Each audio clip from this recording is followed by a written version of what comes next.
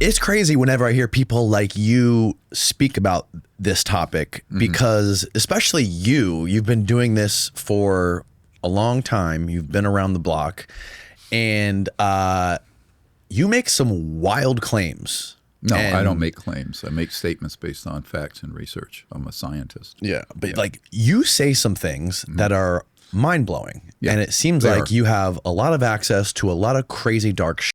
Yeah. And whenever you hear people say that in today's day and age, a lot of them are full of shit. Yeah, well, a lot of it is we've sort of, I think, reached a breakout inflection point. There are a group of people from a few black sites, very highly classified operations with aerospace and JSOC, Joint Special Operations Command, who have started coming forward that I've been working with for a couple of years. And they're beginning to put their toe in the water and put some information out. And these are guys who've been on the crash retrieval teams. And they've been working with me clandestinely for about 18 months, I think, something like that, or 20 months. And that team is just starting to come out with a little bit of information, but they have an enormous amount more. And what they're trying to do is get the U.S. government to finally set up the protective mechanism so a whole bunch of these high-value targets, HVT, whistleblowers can come forward. So we've been working to set that up through a series of briefings that I've been doing for about 3 years with Senate Intelligence Committee and Senate Armed Services, and taking some of the witnesses. Now, remember, I have debriefed nearly 1,000 top-secret guys. And in our archive, you can go to dpiarchive.com, there's 760-some named. Now only 115 you can see their testimony, but we have 115 you can go look at right now. The others are blackened out because they don't want to be known, but we're handing them over to a special access project to look into what they know, the documents they have, the materials they've seen, and to try to put together the puzzle. So what I liken this to, I call it the disclosure mosaic.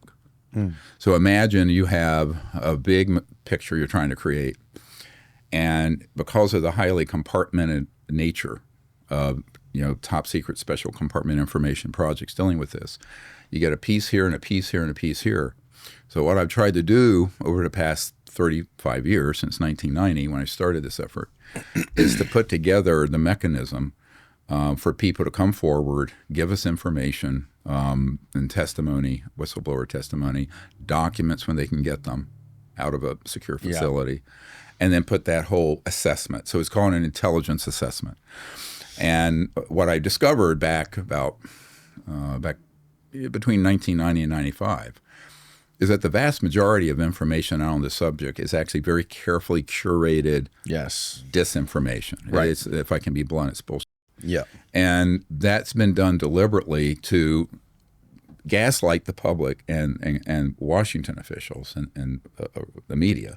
But it's also been done to create the specter of a threat from outer space. So what, Werner von Braun, who invented the rocket for Adolf Hitler, told his assistant right before he died, who's on our team, Carol Rosen, he said, look, what we're planning to do is to launch a fake alien threat so the world can be united around some sort of dystopian, militaristic, totalitarian state. Yeah. And we're real close to that. I mean, a warm-up for that was 9/11. A bigger warm-up was COVID.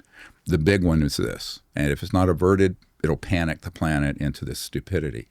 So, and this sort of false flag operation has been run for thousands of years by powerful people and military people to sort of get their way and rule through fear. And so what you're doing with this is that when you look at the whole body of everything I call the legacy ufology crowd, there's good information out there, and then it's mixed in with 9 parts of nonsense. And so what most people do, and this is why by 94 I was ready to give up on this, I'm going to be honest with you. Most government officials go, I'm out, because this is such a cacophony, it's such a mixture of fact and fiction and rumors upon rumors upon rumors. They don't have time for it. Yeah. I'm an emergency trauma doctor. Right. So I'm going, this is crazy stuff. Yep. So, but I've stuck with it to try to make my way through this vast amount of noise. That's what I was trying to express to you kind of right before we started, was that I've had so many folks on here talking about this topic, from authors to firsthand experiencers, people that have tried to be whistleblowers, to filmmakers who have talked to all these witnesses and whistleblowers and all these folks. And it's just like this crazy cauldron of disinformation, misinformation, different partitions of the government fighting against each other. And then you have, just like the strategic deception that goes a lot. It's been going on since the Cold War. And it's just like, I've literally just been out on the UFO topic for the last probably like almost a year. I've just been sick of it because so much of it is fucking bullshit.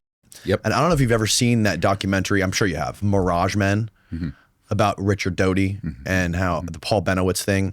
Sure. That has been my basic, I've been looking at this whole topic through that lens since I saw that about a year ago. And it seems like, as you were alluding to, it seems like that is the predominant, it seems like that is about 80% of the information that's coming out is like specifically curated as like counterintelligence, disinformation to poison the well of information on this topic. But let's unpack that. Why? So if you look in our archive, we have a top secret document that was, I believe, accidentally declassified from Canada in the 1970s.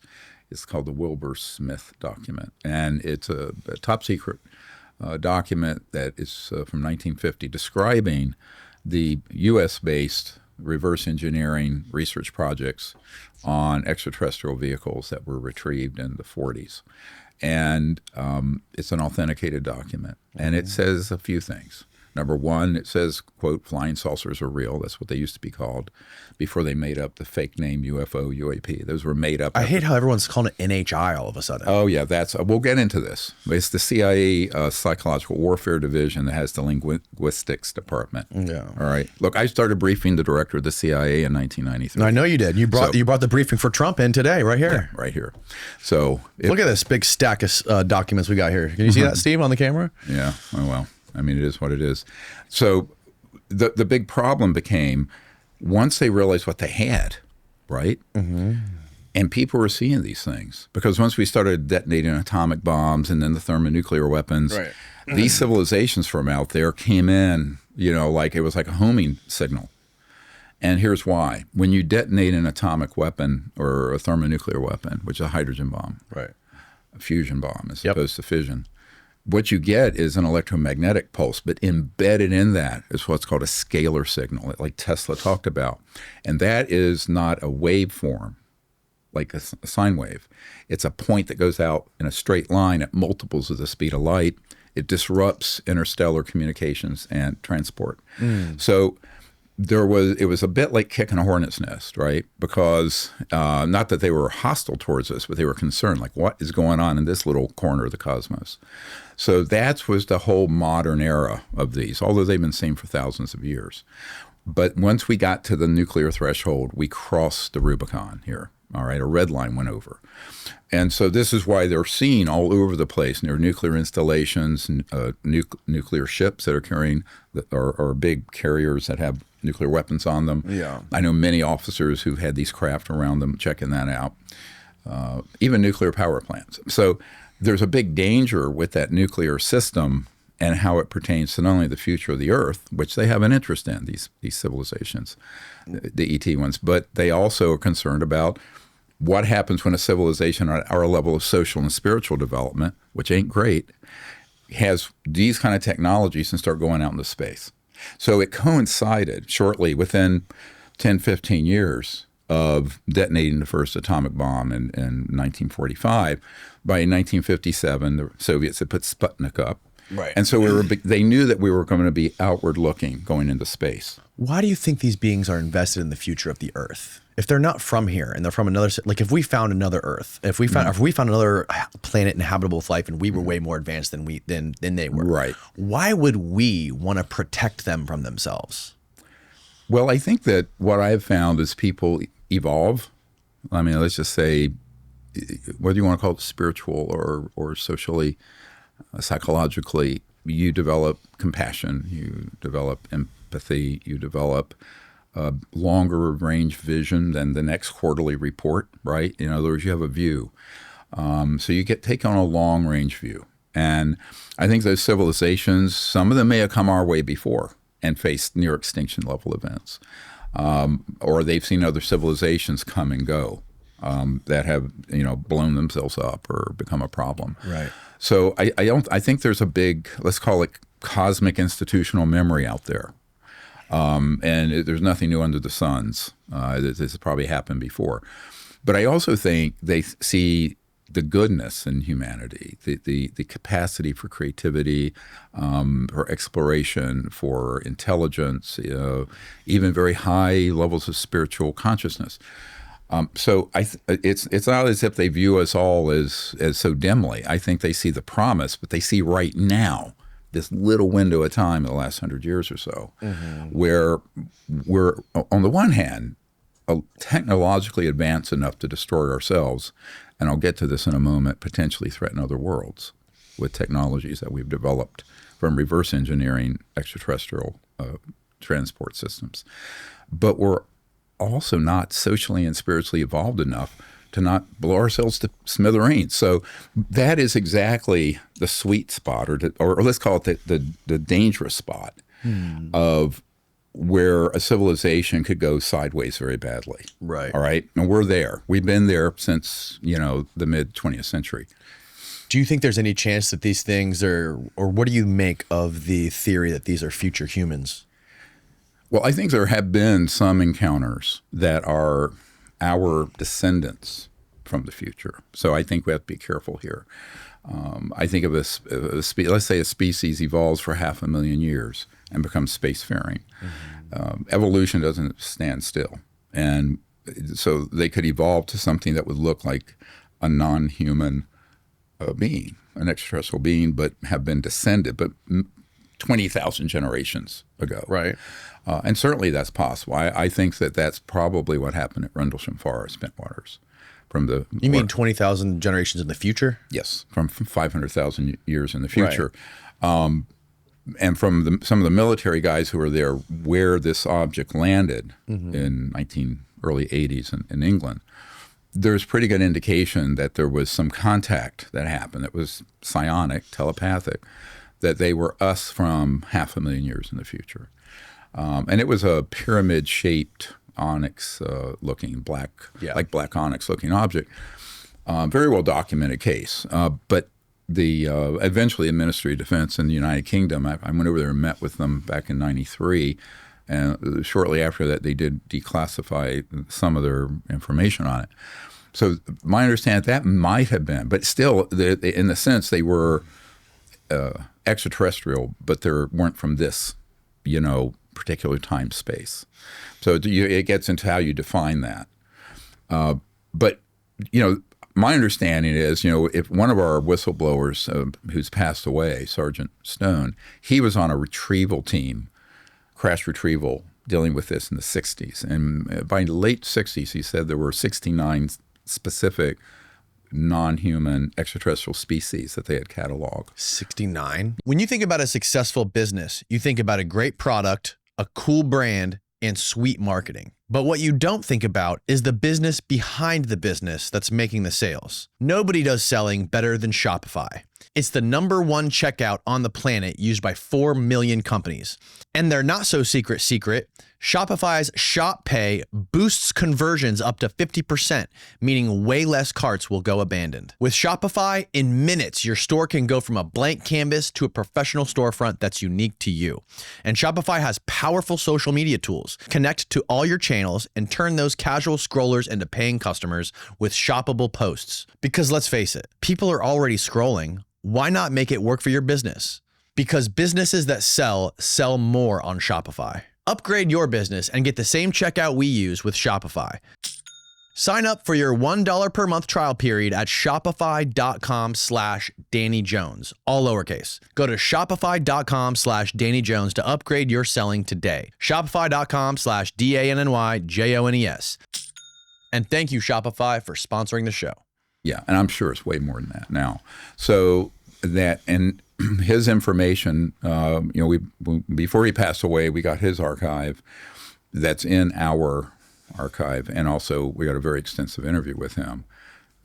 And so there are many people like that who come forward and have told similar accounts. Now, one of the problems is if you're in a compartment operation like that, you're not going to be read into or briefed on something of very similar nature that's in a different base or another compartment operation. It's very, very compartmentalized is what they call it. So what I've tried to do is to see where it syncs up. So let's say you have 10 people who've been on crash retrieval teams that I've debriefed. It's probably more than that. Where were they? What did they see? What was their methodology? And how much of that is congruent? And when you get congruence from people who don't know who each other are, so I'm sort of, my project, the Disclosure Project, has been the clearinghouse for hundreds of these guys. Then you begin to be able to find out where the sweet spot of truth is and try to build out this picture. So that's what we've tried to do. It's been painstaking. And, when it comes to the 69 different variations of non-human life that this gentleman cataloged, the idea of the future humans thing is interesting to me when it comes to these beings, these short little gray alien beings with 2 legs and 2 arms. Because if you think about how rare we are on Homo sapiens on planet Earth, there's like over 2 million cataloged species of animals on planet Earth. There's out of those 2 million, there's 20 hominids. Out of the 20 hominids, only one of them figured out how to develop technology to get off the planet. So we are super rare on this planet alone. So now you want to extrapolate out into the universe and find all the other Goldilocks planets that are able to inhabit life. They have different oxygen levels, different gravity. Most of them are water worlds, very different atmospheres. What are the chances they're also going to evolve? That something like us is going to evolve, bipedal, upright walking, 2 arms, 2 legs, and a head that says brain that sits directly on top of the head. It's very high, and here's why. It's a high probability that would happen? Yes. And if you look at the work of Rupert Sheldrake at Oxford and morphogenic field propagation, because of quantum entanglement, let me explain to the audience what that means. Quantum entanglement is at that level of quantum physics where every point in space and time is interconnected. Now, the ultimate quantum entangled field is mind or consciousness, which we can get into this. This gets into the deep end of the pond very quickly. But when let's say something works in one area and it becomes something that is within that morphogenic field at a quantum entangled level, it spontaneously begins to pop up elsewhere. And this is known as field propagation through quantum entanglement. So it would make total sense that that'd be the case. Now, there'd certainly be huge variety amongst that, within that template. And there may be other forms as well. But I think that form, what's called, the form of a universal person, a head, 2 arms, 2 legs, is probably pretty consistent. Now, there may be others. And they may have evolved from, like, we're 98% identical to chimps. So take a look. I mean, some of us more than others. One of my best friends calls me a big A because I'm muscly and furry. But they, so we just go, okay, that's us, right? But there could be a species that evolved from the equivalent of a cetacean or a dolphin or a bird-like or what have you. Right. So I think there's a huge amount of variation in the cosmos. But it's not that surprising that there would be this morphogenic field propagation. Some people call it the 100th monkey effect, where they studied monkeys on an isolated island, and once the troop learned how to do a skill, spontaneously hundreds of miles away, the monkeys on another island started doing it. Yeah, but it was like this entangled field. Right, I understand what you're saying. You're talking more about consciousness, but I'm talking like hard physics. Biology. I am too. But you're acting like those are separate. They're not. So this how are they not separate? I'm saying, like, how is it if physically on a planet, if the gravity is different, if the atmosphere is different, if there's no land, if it's all ocean? But that's external. So I'm talking about the internal. See, here's the thing that's very interesting. we're different in every imaginable way, but we're the same in a very essential way, and that they're sentient and conscious. So let's talk about field consciousness and what Erwin Schrödinger, the father of modern particle wave theory and quantum physics, in 1908 said, the total number of minds in the universe is one. Mm-hmm. That is, it is a singularity. So I know it sounds very Spockian, but this is a fact, actually. It's been proven. Very Jungian. Yeah. It's been proven by Dr. John at Princeton University, who had the Princeton Engineering Anomalies Research Lab. And I knew him before he passed away. And they did very accurate studies with random number generators where you would just think to it, and it would change it from just equal distribution of zeros and ones to shifting to, say, ones. Digital. They were just quantum digital random number generators. Mm-hmm. Very well done studies, have been replicated all over the world. So what is that? So we always think of ourselves as sort of these islands that are completely separate because of 3D, right? Our bodies, the environment. Right. But what if there's a level of not only in physics, physically, what they call quantum entanglement, and Einstein called it the spooky effect, but also on a level of consciousness and mind. It explains a lot of phenomena, a great deal of the phenomenon. So the one good thing, before I went to medical school, and you're going to laugh, it's such an anachronism now, I became a meditation teacher and studied Sanskrit and the Vedas, mm-hmm. and sort of learned really in depth about the science of consciousness and all of that. You're a hippie. When I was 19, 20, it was great fun. Yeah, I was just sort of, I finished college when I first went in, and I said, what am I going to do now? So I said, well, let's do this. And that was a consequence of a contact experience I had. And then that was a consequence of having had a near-death experience when I was 17. So it sort of opened up that trajectory into consciousness and the study of that. Mm. And then where does that intercept with all this? Well, it's actually turns out to be essential.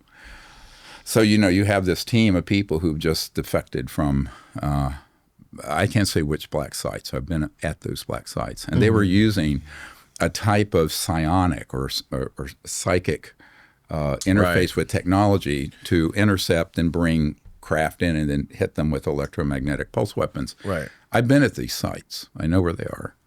And I've met some of the operators. And it's real. I mean, it sounds like science fiction, but it isn't. No, it sounds like Stranger Things in real life. Well, I mean, everything. I mean, the science fiction is all ripped out of the things that are real often. But this is the real end of it, and it's serious. But that's why the CIA had a remote viewing program 30 years on. I know a lot of those original remote viewing guys. And so that whole area, where does that have to do with UFOs, though? Well, it has to do with the fact.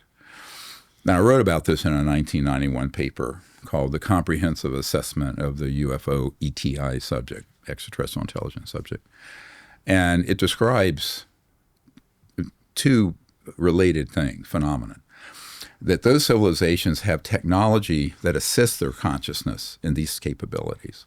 But they also have the ability to have their consciousness augment the technology so they can think to that camera.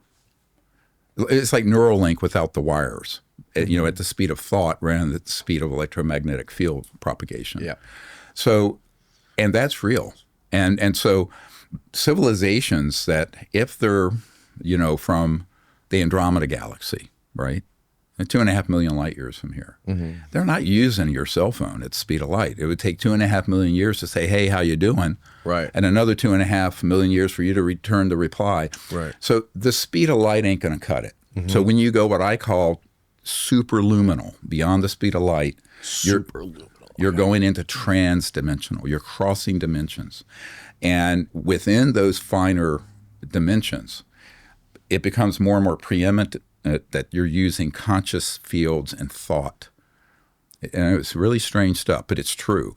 And so if you don't understand that, you're never going to understand extraterrestrial civilizations. How much faster is this conscious superluminal? Instant. So it's instant. It's instant. Now, not necessarily to transport systems, but if you're communicating, it's in real time.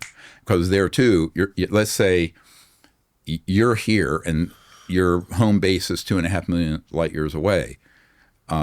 It's because it's not going in a straight line. Forget about the speed of light. think again about this interrelated, quantum entangled cosmos Right. at the level of not only thought and consciousness, but even very refined electromagnetic systems.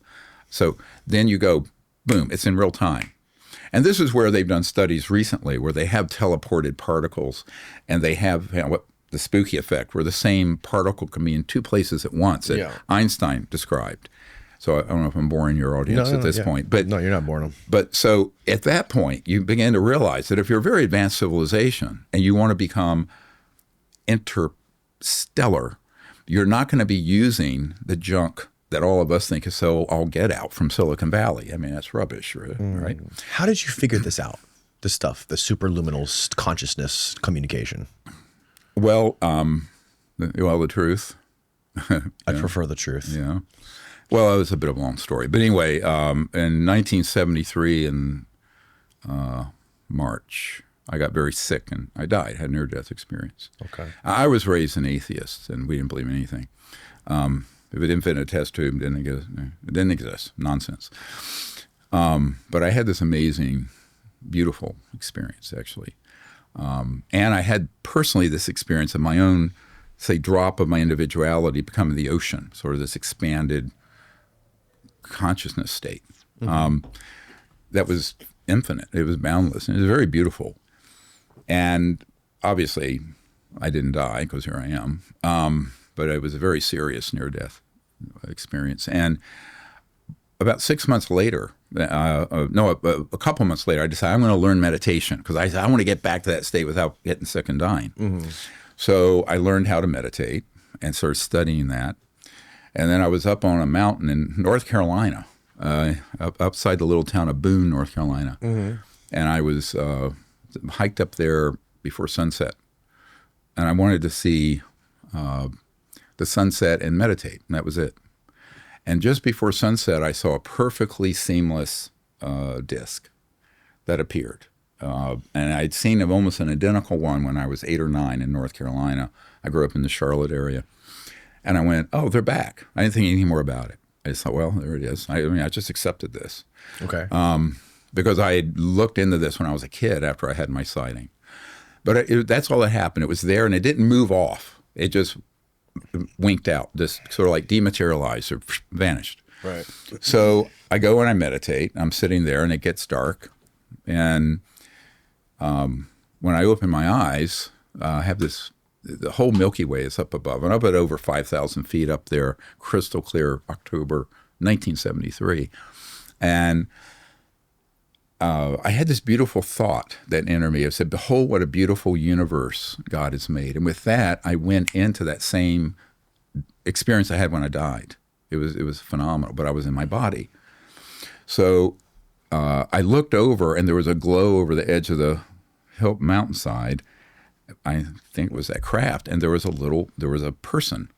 Now, as an 18-year-old kid, I thought it was a deer standing on its hind legs. It had beautiful eyes, maybe about 4.5, 5 feet tall. It came over and it touched my right shoulder, and I left. I just dematerialized for about 4 hours. 4 hours? Yeah. Now, I thought it was about 30 to 45 minutes, something like that, because time isn't the same in these dimensions. But so during that encounter, I started having this experience of where non-human and extraterrestrial and humans, where could we connect? And it was at this place of non-locality. It's called in physics and consciousness. So I started practicing this with these ETs. This episode is brought to you by TrueWork, a clothing company hell-bent on bringing you the most technical, high-performance workwear on the face of the earth. The TrueWork story begins in the Colorado mountains, where a trade worker knew there had to be a better solution than the wet, heavy gear that was weighing him down, and TrueWork was born. I love TrueWork because their clothing is real, rugged, heavy-duty workwear built for the 20th century, and it's not uncomfortable. It's better because it's soft, comfortable, stretchy, and fits better than traditional workwear. And my favorite part is that when you're trying to be agile, bend down, squat, or contort your body in a weird way, their jeans won't pinch your balls like traditional skinny jeans that most nerds wear nowadays. Every TrueWork product is engineered for maximum efficiency, comfort, and protection. And when you put them on, you feel the difference. When I put on traditional cotton or denim pants, I can literally feel the 200-year difference in technology. TrueWork upgrades traditional classics with fabrics used by elite outdoor athletes. Soft, stretchy, sweat-wicking soft shell work pants are a huge upgrade over stiff, heavy jeans. Wind and waterproof shells use intelligently placed insulation for streamlined warmth and lets you stay mobile and agile. TrueWork has over 50,000 five-star reviews and countless stories from trade pros in every state and every job across the country. Upgrade to TrueWork for a major change in the way you work. TrueWork helps you be your best when your best matters most. Check out TrueWork's full lineup and get 15% off your first order at truework.com/Danny. That's 15% off at truewerk.com/Danny. It's linked below. Now back to the show. And this meditation? Yeah. So we have an app called CE5 Contact. It's probably the most controversial things I'm doing. Yeah, I've heard of it. Yeah. And it works. And if you look at the movie Close Encounters of the Fifth Kind, you're going to go, whoa, wow. I just sent your producer a picture of a ET that appeared in. Oh, yeah, you sent the alien. Can we see the alien that he said? Well, no, the aliens are from Guatemala. Okay. These are extraterrestrial biological entities. But what's the difference? I'm just making a joke. Oh, okay. I know. We're in Florida. Nobody jokes. We make jokes in Florida. They're way dirtier. They're way dirtier than that. It's impossible. So this is, where'd you see this one? So this is in Arizona a couple years ago. And we were doing the CE5 contact protocols. You can full screener, Steve? Yeah, you have to do full screen. Otherwise it's useless. Yeah. He's learning how to use them. There you go. So it looks like a beak, and it's this round head, and you see the eye socket on the left. There's a light source that was not ours coming from his left, and sort of a feathery tunic. Now, this was about 3 feet from me. And we had David Marconi, who wrote Enemy of the State with Will Smith, had a great Nikon camera set up on a tripod with a remote. And we had seen what looked like a red orb right between this older gentleman and a member of our team, and then it was me.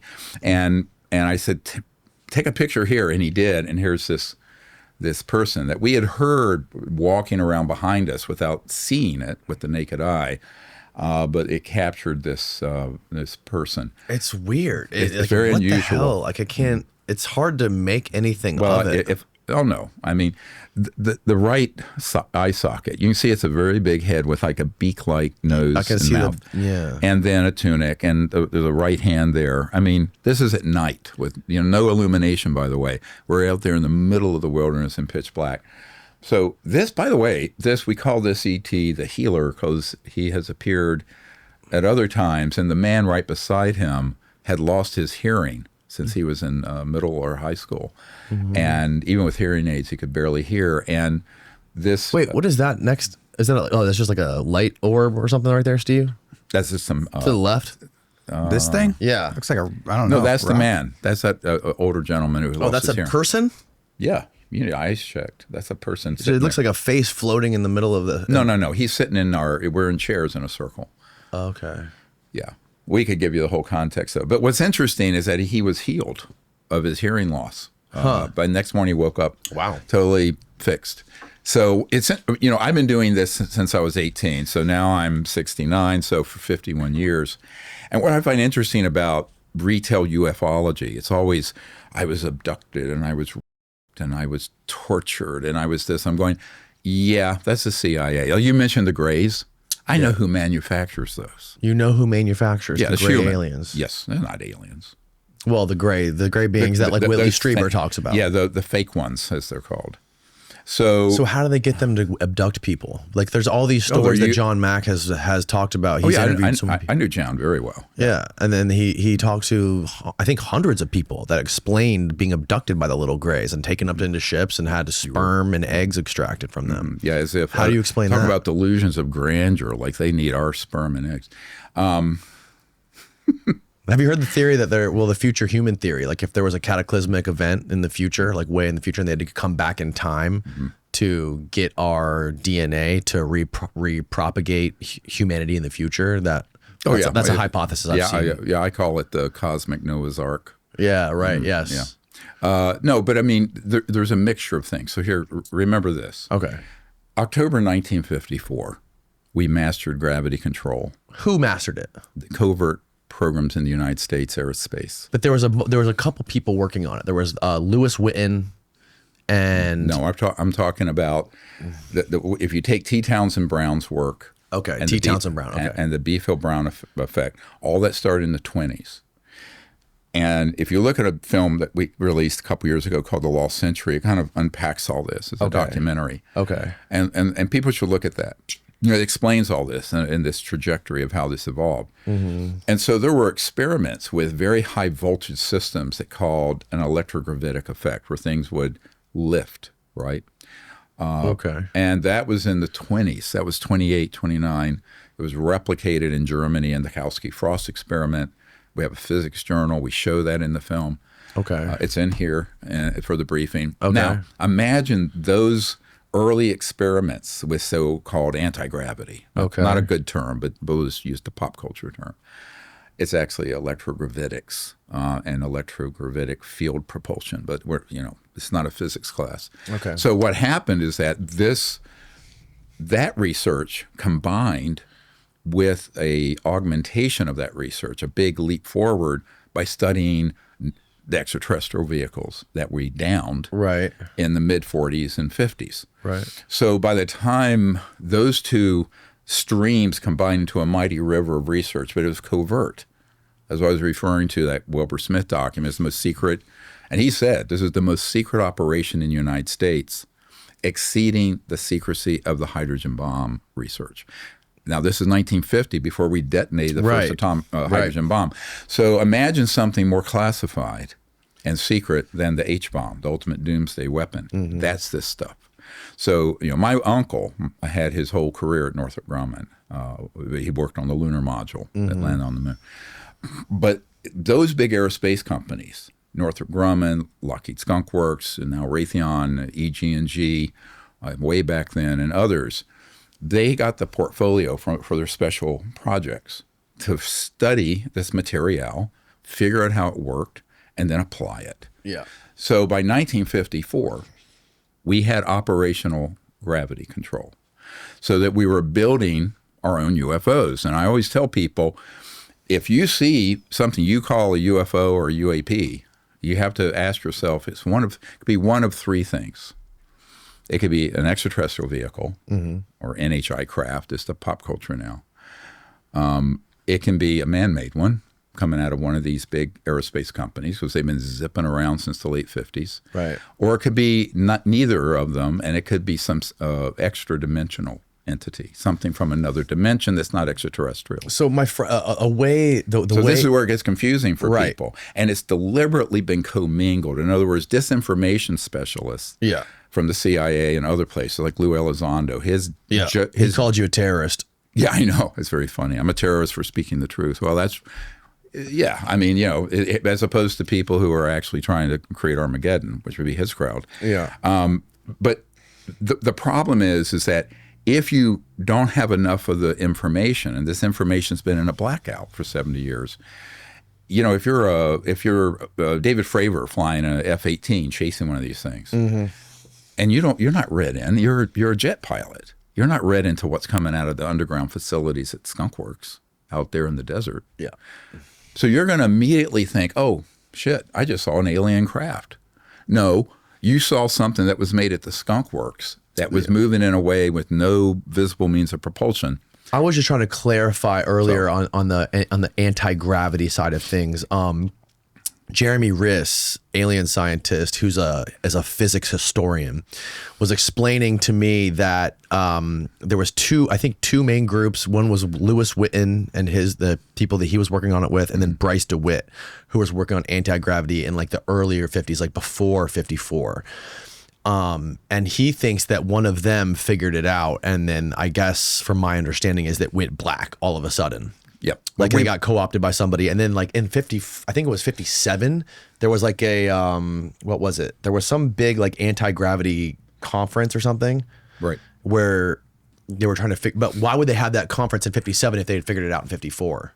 You know what I mean? Well, because it's compartmented. I mean, the left hand doesn't know the right hand exists. I mean, I've done briefings for the head of the Defense Intelligence Agency, 3-star general, and he didn't know anything that's going on with this, even though he made inquiries. He was blown off. So everyone thinks that there's sort of this, you're the president or you're a 3 or 4-star general and you have an all-access pass. You do not. And that is what my big coming of age on this and why I started the Disclosure Project. Right. In 1993 was when I briefed the director of the CIA for Bill Clinton. I learned, and it was a 2 or 3 hour meeting. Yeah, R. James Woolsey, who's since flipped on everybody. How did he find you, by the way? A friend of his, he had been on the board of a think tank, Pentagon think tank,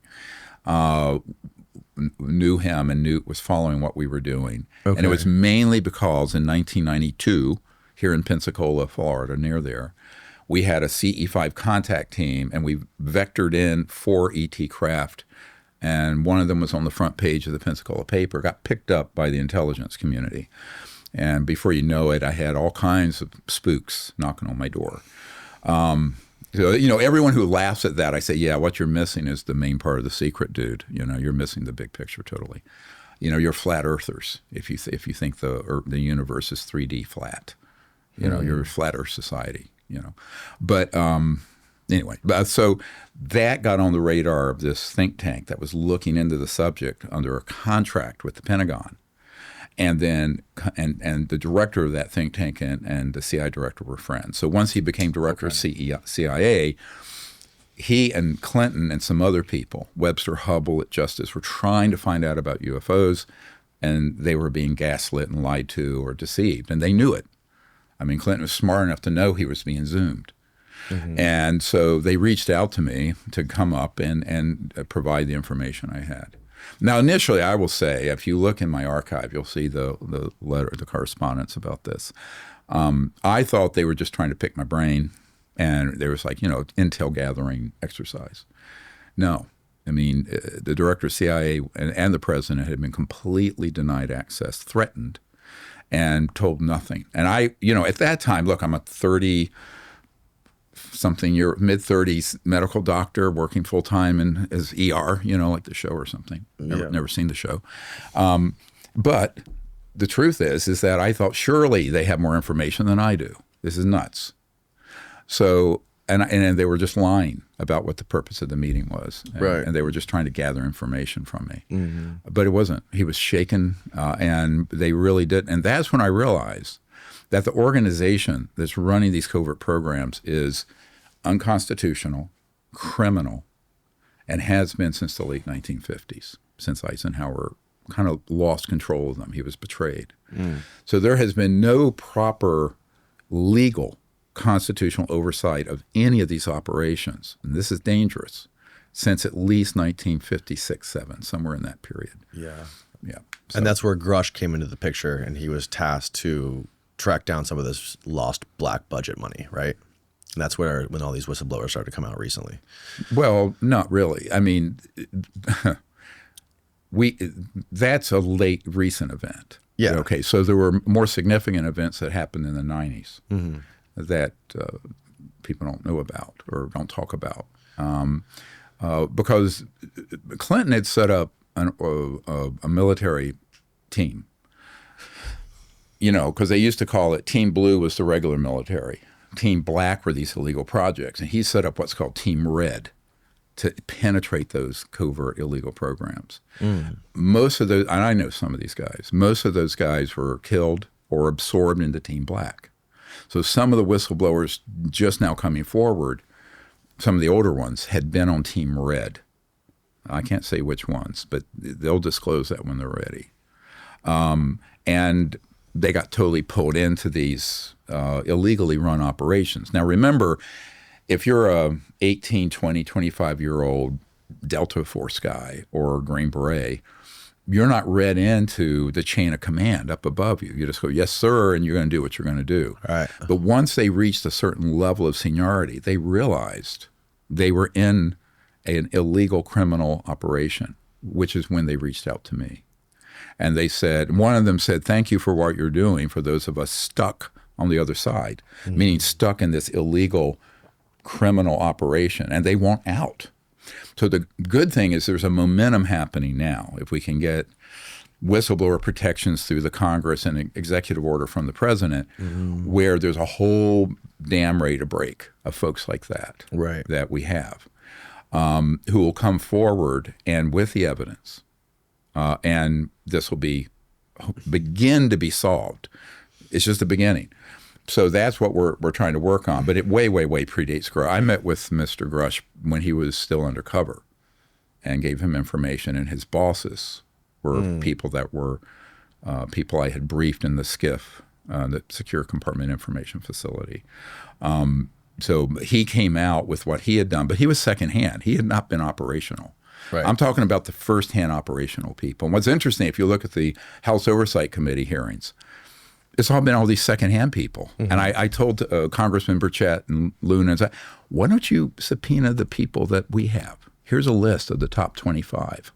Right. And these are people like I just described who are operational at the Skunk Works. Interestingly, they never call those people to a hearing. I said, don't call me. I'm just the doorway. I'm the opener, right? No. Call these guys. And here's their name. And by the way, here's their DD-214, and here's where they're operational. Guess what? You know, you have to wonder why. I mean, are really people that clueless in Washington, or is something going on there? I don't know. Yeah. So your disclosure project has, I believe, over 400 military witnesses. 760 some now. 760. Yeah. And what would you say is the most credible out of all of those witnesses? Well, you know, it's the whole is greater than the sum of the parts. Now, remember, I think these guys just starting to come out who've dealt with the targeting and downing of these craft, and how they've done it, and the collateral damage, the civilians in private airplanes that have been killed in the process. That is one of the biggest stories in American history that's about to come out. So private planes that have come down. So let me explain how this works. So let's say you're out at some black site out in the desert out west. Okay. I won't say which one I was. And I've been in this Special Forces guy's chopper that's on the retrieval teams and flown over this area, and seen the equipment and the underground base opening, all that. And I have pictures and videos of it. It's in here. It's in your presidential briefing right here? Yeah. And that actually, this is available for people to order now. We've sanitized some of the sensitive names out, and you can go and order it in a hard. This thing right here. This whole thing. How do you order it? Well, I don't know. I don't do that. My assistant will give you guys a link, but everyone listening can get one. And how would they go about doing that? They would get the link from your assistant? No, you can put it up. You know, I can put a link to it? And our drstephen.greer.com, there'll be a link to it. Right, Raven? Anyway. And then this I don't do that stuff. But and then what is your plan with this? You're briefing? This has already been provided to the incoming new president and to some of his senior folks. And we're continuing, and also to the key oversight committee, Senate Intelligence, Armed Services. And what was their reaction to it? But they're just now studying it. It's an enormous amount of information and intelligence. So there are some entities that are on the enforcement end of U.S. government that are now drilling down heavy on the, let's say, methods and sources that are in here. The people, the witnesses, the whistleblowers, and the facilities and corporations. Probably one of the most significant people to come forward, if we can protect him, is the former chairman of a Fortune 50 company that's been involved with this. It's a household name. I won't say which one. And he wants to come forward. He's like 80 years old this year, and he deeply regrets what they've done. And, he's admitted that they have the schematics and the designs to provide free energy, quote unquote, to the whole world. And he really regrets all this secrecy. But at the same time, he, as soon as he reached out to me through his assistant and friend. Fortune 50, it's one of the top 50 companies. Yeah, it's huge. And can we play? Can I guess? No, I'm not going to play that game. No, I don't. But I would betray that man's trust because it'd be easy for someone to figure out who it is. It wasn't a military contractor, though. It's a big company that has a lot of fingers and a lot of pies, right? Okay. But this man then was threatened, and they threatened to kill his whole family and his grandchildren. So what I'm trying to get, and it was, the Senate Intelligence Committee passed in 2023 unanimously the provision to give amnesty or safe harbor to these kind of people, right? Yep. But the House, in the reconciliation of the bill, took it out due to a couple of guys who were, I think, bad actors there. Yeah, who were those guys again? Were those the Ohio guys? The Ohio Senator? Mike Turner. Mike Turner was chair of Senate Intelligence, and the other Mike Rogers, who was chair of Armed Services, and a few other people gutted that. And it kind of... And why? Why do you think those two guys? Because I think they receive a lot of funding from the very people that need to be exposed. I mean, I think it's not obviously they're carrying water for someone, which is corruption. But that's Washington, right? I mean, who's got the money? Who's got the blackmail file on you? Right. Yep. People get bribed. People get threatened. People get killed. It's not a conspiracy theory. It's a fact. I've had all those games run on me. So, but I think that there's, someone like that would have, a lot of the keys to the kingdom. But if you're at risk for RICO charges, right, federal racketeering influence corrupt organization charges due to the criminal activity that you oversaw as an executive, and maybe worse things, but you're also under threat from the organization keeping the secret of having you or your family killed. Like this gentleman, I don't think he would mind if he got killed, but he doesn't want his children and grandchildren killed. And what is his? And so, what did he see? What is his connection to this stuff? No, he was a chairman of a massive corporation, but he was read into a very special projects compartmented area dealing with the technology. And that's the reason he doesn't want to come forward publicly, because he's been threatened. His family's been threatened. Of course. Yeah. And so now I know who he is, and the people who are going to need to know, the president, attorney general, law enforcement, and on down the system will know, or do know by now. So the only question becomes, what are they going to do about it? Now, when I was beginning to tell you about these black sites, all right, now imagine, okay, you're out in a desert site, remote, no access, ground sensors, you're not going to get in there easily. And underneath the ground out there, there is a huge complex of STIFs, or subterranean facilities, and some people call them DUMBs, deep underground military bases. And in our briefing document you can get, it actually has 150 or so of these sites where UFO-related operations have been. Some are key ones. Some have been incidental or peripheral ones. Right. And that's available for anyone to look at. Anyone who wants to look at it can see it. Okay. And so I'm in this chopper hovering over one of these, and there's the opening from underground where the man-made UFOs go over a test range, and they're hit with electromagnetic weapons to see how hardened they are before they're good to go. Those are man-made, and they're manned with people. And are these similar to like Tic Tac stuff, the Tic Tac UFOs? They're all shapes. They're all different shapes. Eggs? They're octagonal. They're discs. They're the ones that are Northrop Grumman and Raytheon generally, not all, tend to be triangular or trapezoidal. Or they're not necessarily equilateral triangles. Okay. Isosceles, and many of the ones that are cigar-shaped or tic-tac shaped or discs or octagonal are Lockheed Skunk Works, EG&G, and some others. So all the prime contractors that we know of where we have sources are named in the briefing document. And I've been building that list for 30 years, ever since I was asked to put it together. And, the problem is, and this gets to sort of a gut check here, of what are you going to do about it? Because let's say you're the president, or if I was on Patrick Bet-David's show a couple of days ago, he was a big podcaster and a great guy. And he asked me, he said, well, do you think the president is the most powerful man in the world? I said, well, he could be, but he isn't. He showed a clip of Mr. Trump saying he is. But when they realize what they're up against with this, the power you're talking about derives from extraordinary technological prowess. So to make this real for people, I was told this is sort of apocryphal.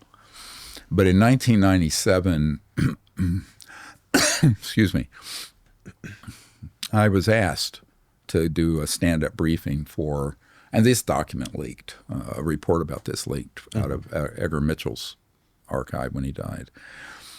But my military advisor, who I'll be seeing tomorrow, who's retired, and I and Edgar Mitchell, the sixth man to walk on the moon, and an Eisenhower era whistleblower, Right.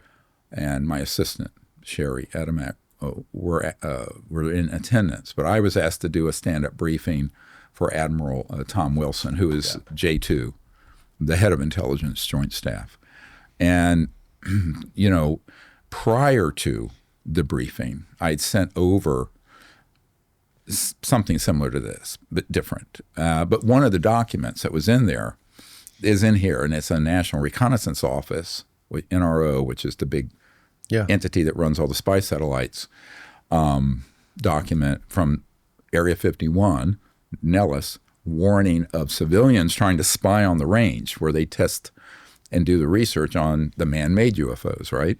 And they didn't want that to get out. But in that, it's not been declassified, but it's legit. And it lists the project code numbers and names, right?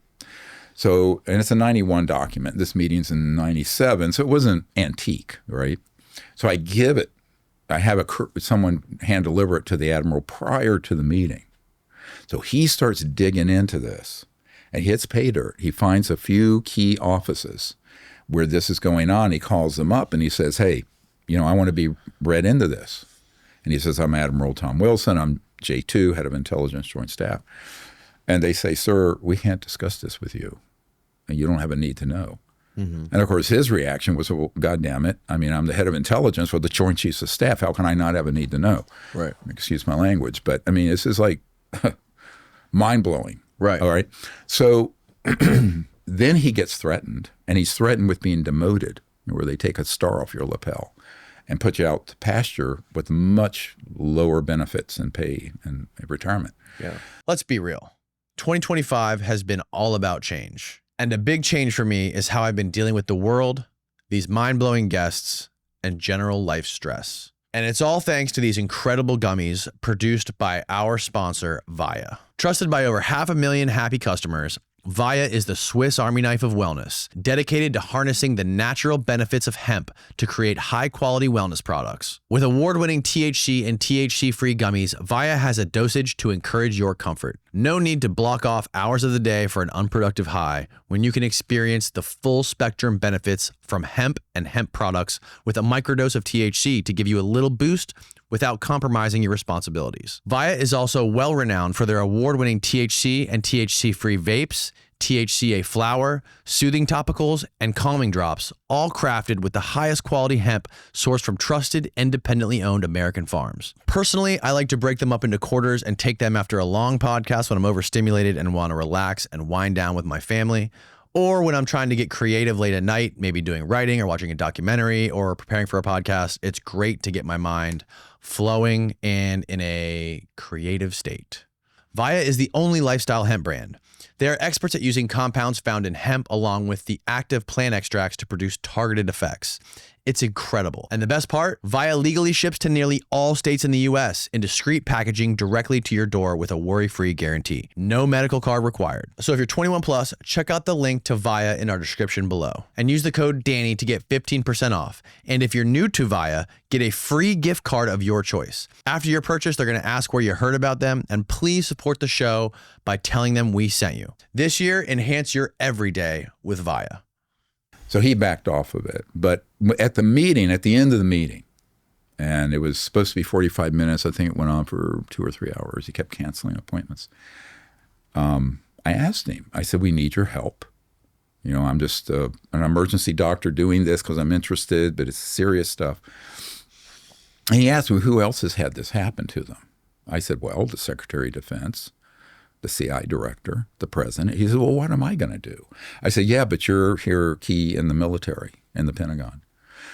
And he says, no, here's what I've learned. And this is how he said it. He says, I've learned that the best thing I have in the normal constitutional government and military is a B-2 stealth. And that organization have craft that are anti-gravity that can do circles. He did like this, circles around my B-2 stealth. He says it's point, set, match. He said, we're checkmated because of the technology.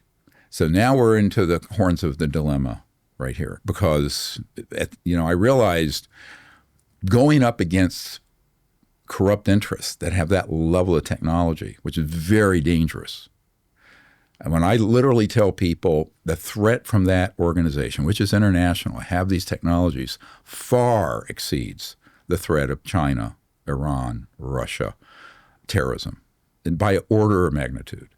And no one's doing anything about it because no one has quite figured out what the threat matrix is, what the threat assessment. So what we're trying to do, not to scare the hell out of these officials, but to say, here's the problem, here's a solution. Now, the solution, the best outcome of this that we're recommending is a glide path out that's not kinetic. In other words, not violent. It's not a red on black war or something.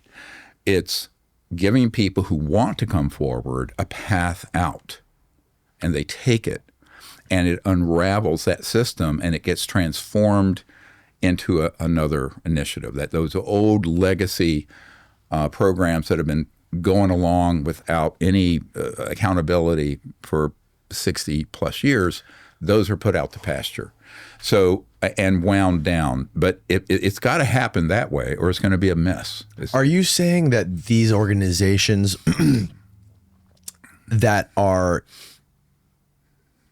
in possession of this technology and that control this stuff, that are keeping it away from the U.S. government, are they like their own autonomous government, slash military slash Air Force that is completely detached from any other world government?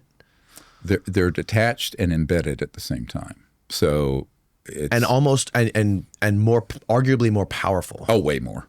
Absolutely way more.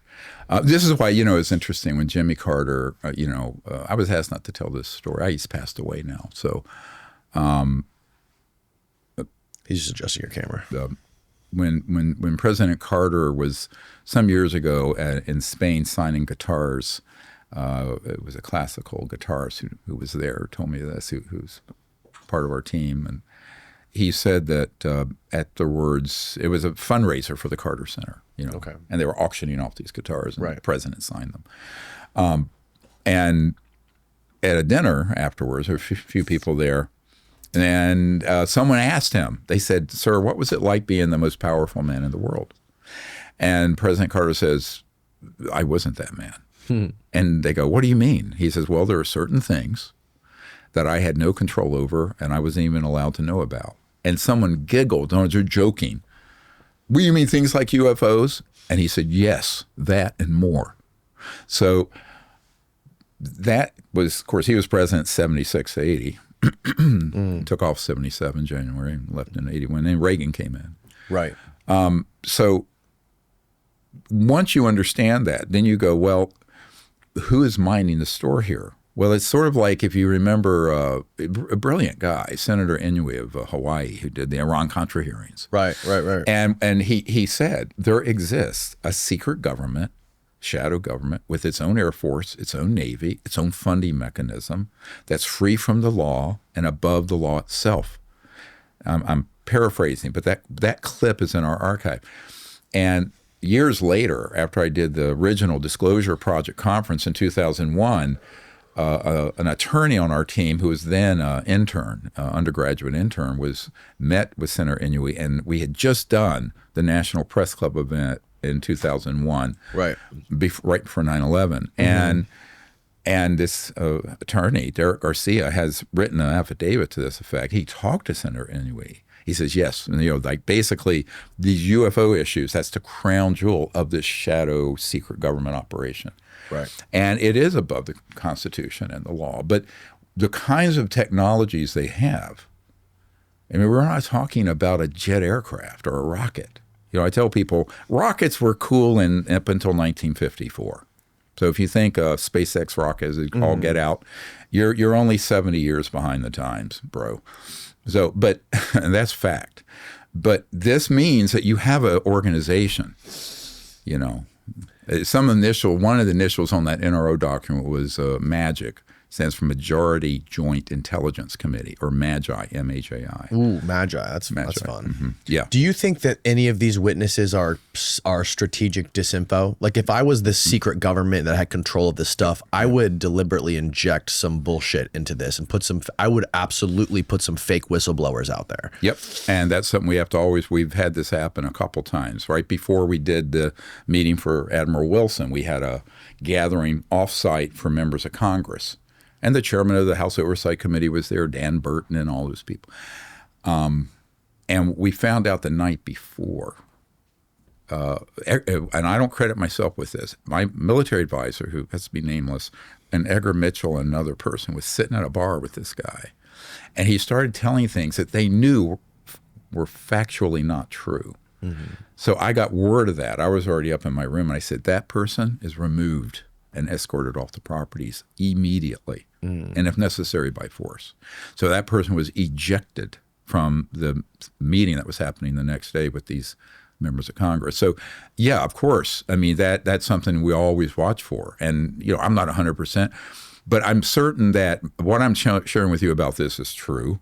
And I don't rely on one source. So, in other words, the crazier the count is, the more I want to hear from multiple corroborating witnesses that don't know each other. So there's no collusion.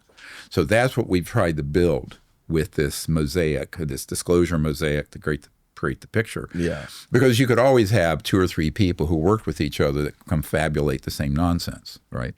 So it's now, that's something that happened with this recent fella that was just on Jesse Michaels' podcast, Jake Barber, I believe his last name is. Oh, I know Jake very well. Yeah, he mentioned you. Fantastic little documentary that Jesse Michaels put together. And Michael Herrera, I believe. Yep. And he mentioned during that interview that Jake, and I'm probably butchering this, I don't remember it perfectly, but he said that he was a part of some secret black program going to one of your conferences to try to subvert some of your witnesses. A year and a half ago. Some of your Oh, that was a year and a half ago. And then when he heard this guy Michael Herrera's testimony, he said, "Holy shit, that's exactly what I was doing." Yep. That's like I saw this with my own eyes. Yep. And then he said he had some coming to Jesus moment where he said, "Oh no, I can't do this. I have to go against the grain here." No, he's legit. No, he's I know his cover. I know who he worked for. I've been at the facilities. Jake Barber and his team, and Fred and also Don Paul. Great guys, and they're not gaslighting anyone. Now, they're not sharing everything either because it's dangerous. But now there's some unsavory people that I think have attached themselves to these guys. The Lou Elizondo crowd and the whole disinformation nexus of retail. Yeah, I want to get to that. Ufology. I want you to explain that to me later. I don't want to interject that right now, but that's something I would definitely want to put a pin in. Yeah. Well, it's just it's the way the world works, man. In 1 part information, 9 parts disinformation. Right. 1 part truth. And by the way, the best disinformation, false information, is sort of like a poison pill. It's coated in real information, and you swallow it, and then you're done, right? So this technique of counterintelligence, I'm quite versed in, and how it operates, and how the PSYOP, psychological warfare operations, run these operations on people who are innocent, good people. But Herrera, by the way, had approached me some years ago, and Michael Herrera was a Marine. For people who don't know, you can go to our archive and see this account and the illustration of what he saw. Okay. Can you explain it for people who don't? Sure. know? So it was in, I believe, 2009. And he was a young Marine, I think 20 years old. And there was a tsunami and earthquake in Indonesia, and they were on an expeditionary force, a humanitarian mission, to go there and help people and out of the Pacific. They were in the Pacific region. And he and 5 of his platoon buddies went off in a direction. And in the jungle, there was a clearing, and there was a 300-foot diameter man-made UFO, basically octagonal. He knew this, it was man-made? He knew that it was man-made? Oh, he could tell it was man-made, and it was manned by special operations guys, but in civilian garb. They were told, basically put down your weapons. They confiscated their weapons. They took their IDs. They threatened to kill them for seeing this. And one of the things he saw, they threatened to kill their own U.S. Marines. Well, they're not their own. This is this shadow secret government. Right, okay. I mean, those are the real people committing treason and are traitors. And yes, they'll kill their own. I mean, look at Jonathan Weigand's testimony when he was in the Peruvian-Bolivian border where we shot down an ET craft. And he and his guys came across it first, and the security people who were in there to retrieve it said, you talk about this, we'll throw you out of the helicopter and they'll never find you in the jungle. So this happens all the time. They do kill their own people, but they're not their own people. They're Americans though, right? Yeah, they're Americans, but it's, these are people who are running a criminal enterprise, the biggest, think of the mafia. It's the largest criminal organization on the planet. Mm-hmm. So, when the FBI is ready and wants to grow up and be serious, they have a real target here. With technology that very few human beings can comprehend. So the other thing that Michael Herrera saw was this crate. And it looked like it had like a little oxygen and HVAC mini portable unit on it. And he thought they were running drugs. And it turned out, because Jake was at this conference to try to bump witnesses and see who need to be turned over for either wet works or arrest, he heard this. And, of course, he immediately texted me because he has my number. And we went to the green room. Jake did? Yeah. Mm-hmm. And his security guy. So he knew you. Oh, yeah. But he was going to your conference to subvert some of your witnesses. Well, that's what his job was. It was to stop leaks and find out if I had the Panasonic Tough book that had gone missing out of one of these corporations. I know which one it is, that had all this intel on it because I received stuff all the time, right? And he thought maybe I had it.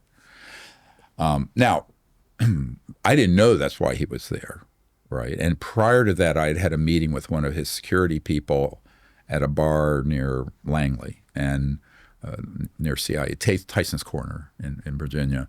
And he gave me a little thumb drive that was like a 10-page description of his involvement and what he was doing. And he subsequently, a month or two later, came June 2023 to this Disclosure Project conference and press conference we did where Herrera and some other whistleblowers were speaking. Mm-hmm. But he immediately said, I need to see you. So I go back to the green room. And he says, that isn't drugs. Those are people. And so what they were doing, the way they get their psionic and other staff, let's call it, at these underground facilities, is that, let's say there's a terrible disaster or war-torn area. Yeah. And people are desperate. And they're not kidnapped per se, but it's under duress. They're basically told, you can either come with us and be part of our program, well, I'll describe it in a moment, or you can stay here and die. You choose. Now, I wouldn't call that but this is how this is brutal stuff, right? Oh, yeah. And that's what was in those crates. These are people. And there were people who were candidates for being... How do they discern what kind of people they need? They were looking for people with a certain demographic that they felt would have a high psionic capability. And am I correct in saying they were children? They were children. There were women. Somehow there's a tendency for left-handedness for that ability, and gay and bisexual men. So that's who they were looking for, because like Ingo Swann was, I knew him very well. He was a gay guy, brilliant remote viewer. So, and who cares? I mean, people get hung up on that. It's like if you're gay, raise your hand. If you're left-handed, we need you. No, they don't do it that way. Let's not be silly. But I mean, they will scope out, and then they'll say and of course it's a rough sort of assessment. They're then crated up, taken to a facility, mm-hmm. and the ones that pass muster for their psychic capabilities, go through a program. Now, a lot of those end up dying because they're put on drugs, and dopamine, electromagnetic enhancement. So many end up dying or put in comas. And Wait, hold on. Man. So they're getting these people. So this specific situation, Michael Herrera was in Indonesia after there was an earthquake. They essentially, you don't want to say kidnapped because that's not a nice way of putting it, but it's essentially kidnapped him. And taken under some duress. I mean, Right. come with us or die, right? I mean, right. I don't know. Well, you can call that whatever you want. It sounds like some level of human trafficking. Brought these children to a secret base, a secret black site that they control for psychic warfare. And for training to be psionic hijackers of ET craft. That's just the next part of it. And they trained him to be psionic. What is so? Yeah, Well, to hijack these craft. And you're saying that they gave them drugs. What kind of drugs do they give them, and why do they give them drugs? I don't have the whole protocol. I just know that they were dopamine related, and also there were electromagnetic systems, and there were a lot of bad outcomes. But the ones who passed through it have an extraordinary capability, but it's an enhanced. So basically, the way they described it to me is that you have the people who are the operators, say the regular human covert folks. Right. These people are humans that are sort of machine tools that are then used to then tap into the guidance and control systems of these ET craft because they're using what I just described, technology-assisted consciousness, where they're, you think to it. You see these accounts of the ET standing there touching something, they just think, and it goes there. So, okay, I know this is getting out there, but it's not. The crazy thing is, it makes sense. Oh, it totally makes sense. And of course, this goes back to my 1973 experience with the ETs, where I knew this is what they were using. So, and I believe that's why in 1992, General Stubblebine personally offered me $2 billion to be part of his little freak show, by the way. What? Yeah. I said, no gracias. I mean, He offered you $2 billion? $2 billion in $1992, yeah. That's not Why did you say no? Well, because I'm not a corrupt person. Oh my God, $2 billion. That'd be hard for me to I turn save that lives down. for a living. I don't want to be part of a cabal of sociopaths and psychopaths destroying the planet, right? What did he say There's you had no to do price. for the $2 billion? Did he I'd give be you part of his team, a senior member of his team because of my abilities and also being a doctor with these capabilities. I mean, they were going to... And who was he exactly? He had been... I'm not familiar with him. Head of INSCOM, and he was head of Army Intelligence, and General Albert Stubblebine III. And Bert approached me, and then I said, not only no, but hell no. And then he went to my wife. We're about to have our 46th anniversary, and he tried to sweet talk her into this madness. And thought he was very nice. I said, no, devils speak with forked tongue. But and what did he do? Why was he such an evil person? Oh, he was part of that whole group of folks. He was like, he's passed away, but he was part of the same kind of group that people like Colonel Alexander and Elizondo, they're all part of that whole operation. They have different roles, but his role was to interface from that black illegal program world with the UFO subculture. Back then, this is like 33 years ago, right? So psychological information manipulation, trying to handle the perception, the public perception of this stuff in the United States is basically what he wanted you to help him do. Yes, but also be part of that operational team is what I think in terms of these capabilities. Because he knew that we had done, he approached me right after there was proof that our CE5 contact had worked. And there were these 4 ET craft that appeared here in Florida up outside Pensacola. So that is when he surfaced, exactly then. Now, of course, everyone makes fun of us for doing that. Oh, it's Ouija board stuff. I said, like the hell it is. You think these civilizations are using your iPhone?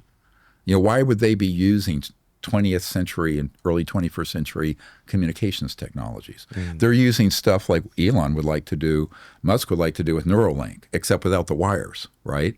Not at the speed of light, at the speed of thought. Like that. Right. All right. Instant.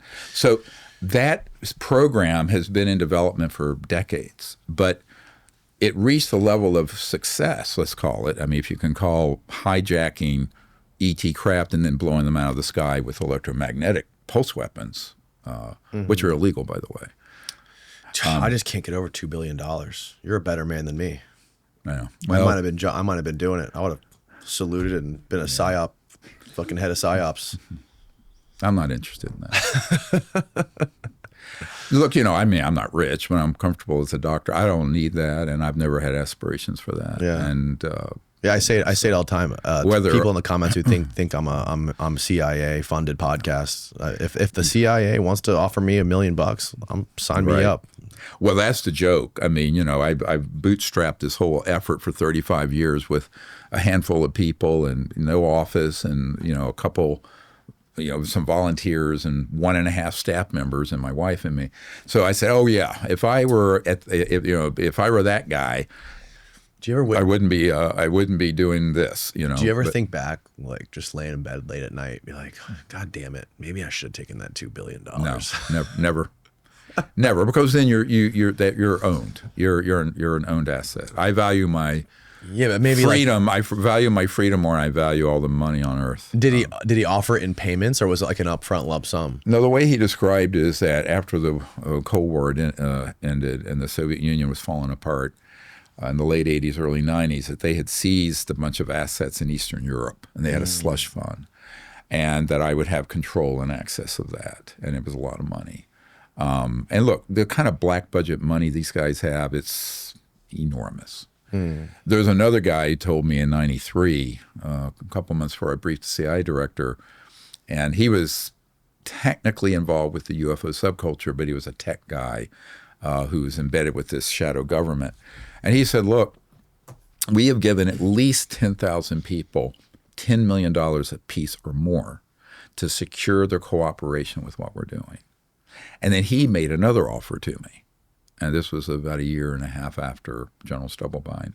So I said, no, thank you. I don't want to go that route. I want to stay independent and free.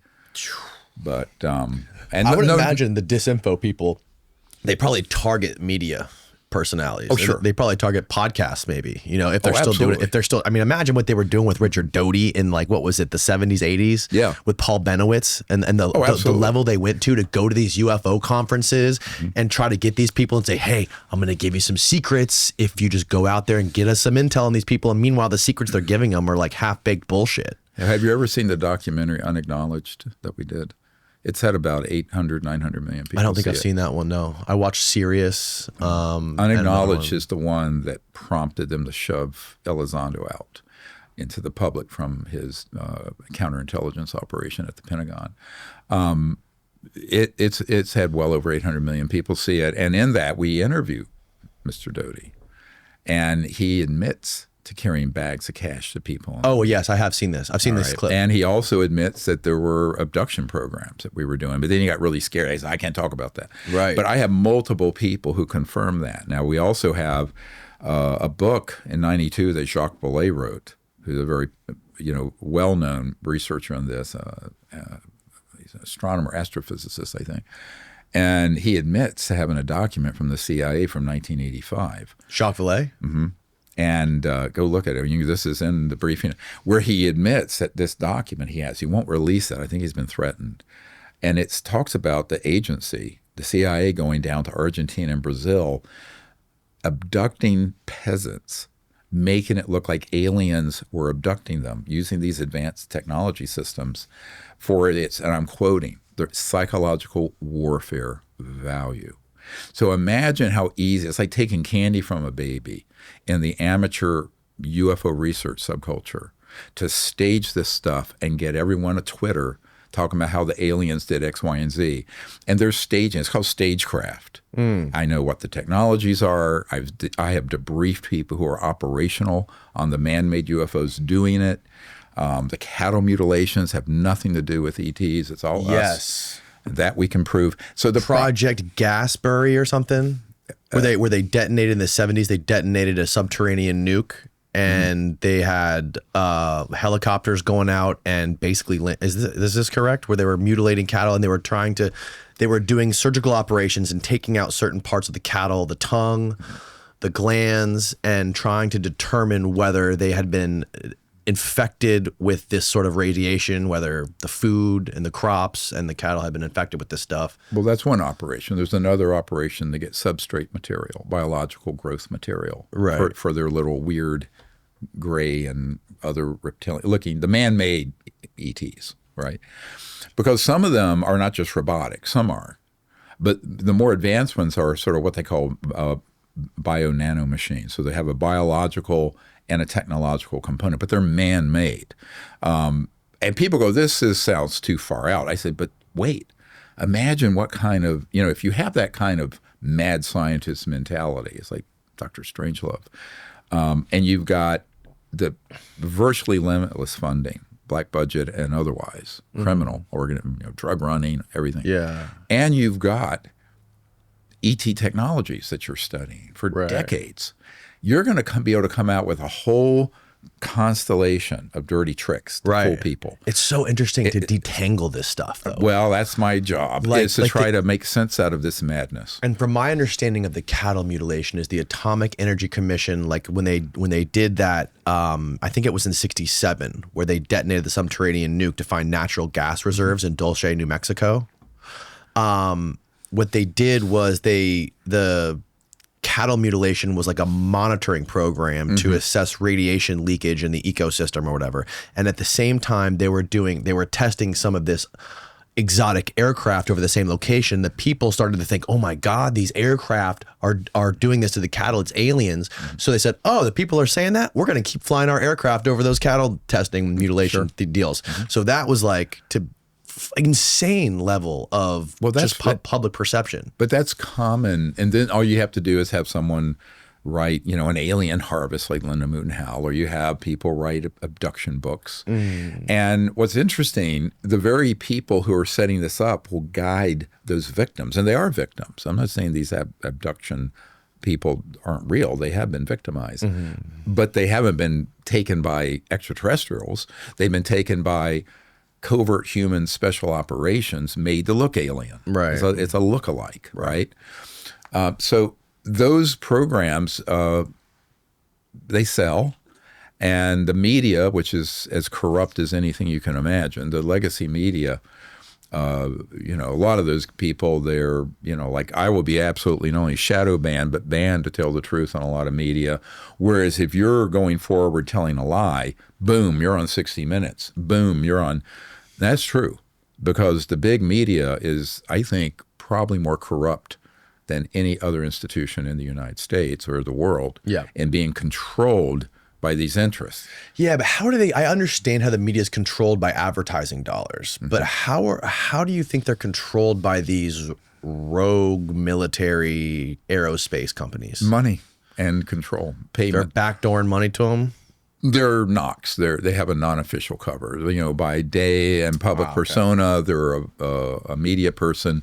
They're actually working with the agency or some other entity that's part of this compartmented shadow government. And I know people like that. I mean, probably if I had taken the money, I would have been one of those guys, right? Yeah. So that's how that works. And it makes one of the problems with Washington is everyone's so busy doing a million different things. They have 99 things to do every day, and this thing, as you pointed out at the beginning, and you're right, is such a confusing mess of conflicting information. That they just go, I don't want to hear it. It is too complicated, right? But that is part of the reason they've made it complicated. It's obfuscating. It hides it. Yeah, exactly. By making it just incomprehensible. It's impossible to know what's real. We have to make it understandable and kind of. I liken this to the epiphany moment in The Wizard of Oz when Dorothy and whoever, the Scarecrow, and they pull back the curtain. And there's this old crudmudgeon pulling the levers, right? That's what this is. So part of what we have to do is not just say, here's the evidence for NHI craft and people, extraterrestrial craft and people, but here's the other part of it. Here's the dominant information, disinformation, that's out in ufology, in the media, in documentaries, in films and books, has actually been staged by the very people trying to keep it secret. So that you're looking over here and not the truth. Yeah. And they're very good at doing this, Danny. They're extremely good at it. One of my favorite stories was from Annie Jacobson in her Area 51 book, where she interviewed the CIA pilots who were test flying the first jet planes over the Air Force Base, and they said they purposely brought gorilla masks in the cockpit for, in the chance that they flew by a civilian aircraft, they put the gorilla mask on, so that they're poisoning that story already. So if the guy goes to the bar later, because dude, I saw a monkey flying a jet plane. Well, and the early abductions in the late 50s, early 60s, they had the man-made UFOs and they had some guys very short stature or not quite looking normal, and they're kind of like Hollywood. You can make a guy look like Darth Vader or whatever. That they had that stagecraft, and it was incredibly convincing. Because even now you look at one of our witnesses, whistleblowers who came forward a year and a half ago, Stephen Digna, and he was at Fort Irwin, California in 2000. And he was called out by some Raytheon guys to look at some objects that were out over the range, and they had to cancel their live fire exercises because of this. And it was a triangular, not quite equilateral, more of a pointed triangular craft. And they didn't know he picked up a pair of night vision scopes. And he looked at it, and he saw the detail on it. And then he saw that there were several others that were holographic projections of the real one. And so it looked like there was a fleet of them. Yeah. And this is how you stage a fake alien attack. Yeah. They had this was all part of that declassified Northwoods thing where they were trying to stage a fake invasion over Cuba. Well, no, this was a separate incident, but it's very similar to that. Yeah. It's very similar. And so they were very upset that he figured that out, right? And the Raytheon guys, a few days later, abducted him and his wife on coming back from a movie, back to the base on this road out in California, remote road. And if anyone who would have seen that craft and what happened would have sworn it was a alien vehicle, and it's Raytheon. Now, he suffered terrible damages. He's very damaged. He's very sick. So, that is what happens if you get too close to the truth. And he's an incredibly sweet man, very courageous. He's totally telling the truth. But I would say if you took 1 million people on Earth and showed them that craft, that Raytheon object craft in 2000, this is 25 years ago, right? Right. I don't think one person would think that it was man-made. And this is a problem for the National Security Council and the president, because everyone assumes that what I'm telling you, they know. They don't. If you've seen the documentary Unacknowledged, you know more about this subject than virtually anyone in the U.S. Congress, except the bad apples who are on the payroll of the shadow secret government. Right. Well, So this is a problem. I mean, if you want to live in a free society, in a democracy, you can't have something this important, completely ignored by your elected officials, right? And also the benefit of having so much bullshit out there is if the truth does get out, it doesn't fucking matter, because what are the chances that they're going to pick that as being the truth? Well, that's now you're very smart, because you just hit the nail on the coffin. What keeps me up at night. And that's why I don't trust any of these whistleblowers, because I don't think. Well, I know the ones I know, and now here's someone like Mr. Grush. He was telling 100% the truth until he started telling tall tales that were being fed to him by Lou Elizondo, right? About how the aliens had blown up villages in, I don't know, South America or someplace. That was all. Elizondo told him that? Yeah. So he fell into that disinformation trap along with the information trap. But a lot of people do that. And why? Right. Because those guys will say, hey, I can get you a $10 million book or movie deal, and I can get you on 60 Minutes. So, there are advantages to going with those folks as opposed to doing it, let's call it clean. Because doing it clean is a hard path. I mean, it's been a big struggle for me and my family, and, you have all kinds of problems because of it. But I don't regret it. I mean, I wouldn't do anything different at all. But it's dangerous, and it's very ungratifying. From a personal point of view, nobody would do it, except I feel that this is something, if this doesn't get resolved properly, what Werner von Braun warned about, right? He said, look, the whole plan is to stage an alien threat so we can unite the world around this sort of fascist, totalitarian, militaristic sort of thing. It's like the movie Independence Day, right? And Will Smith, let's go kick alien butt. And you see the Arabs and everybody in the world united to fight the aliens. So that's right out of CIA PSYOP scripting. And guess what? 99% of legacy ufology, that's the narrative. There are the good aliens and the bad ones, so it's Star Wars, right? It's all that narrative. And I go, at least members of Congress are saying, look, if these civilizations were hostile, given that their technologies are hundreds of thousands of years more advanced than ours, we'd be gone. We'd be a charcoal briquette floating through space. Now, do they have? This is not to say, I'm not naive. This is not to say that those civilizations don't have some self-interest. Because what would you think? I mean, just put yourself in the shoes and through the eyes of an ET. And you come across this planet, and in a few decades, it goes from, muskets and machine guns to thermonuclear weapons to pointing at the heads of each other to very advanced electromagnetic weapons, including the so-called scalar ones that are knocking ET craft down. And then the same group going off the reservation of any controls reverse engineers your ET technologies and start using it against you. Got it? That's the crisis that no one's talking about.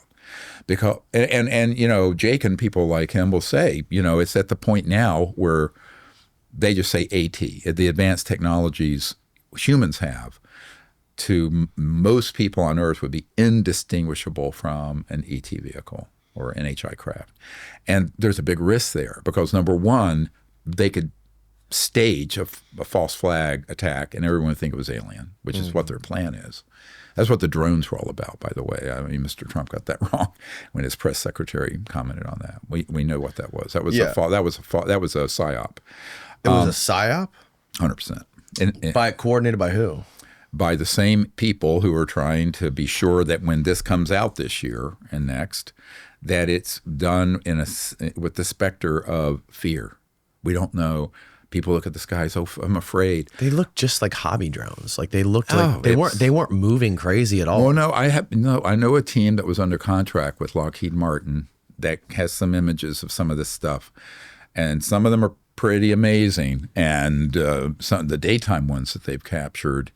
Now, they're not extraterrestrial. They're our advanced stuff. But again, and some have said, well, these are originating from China.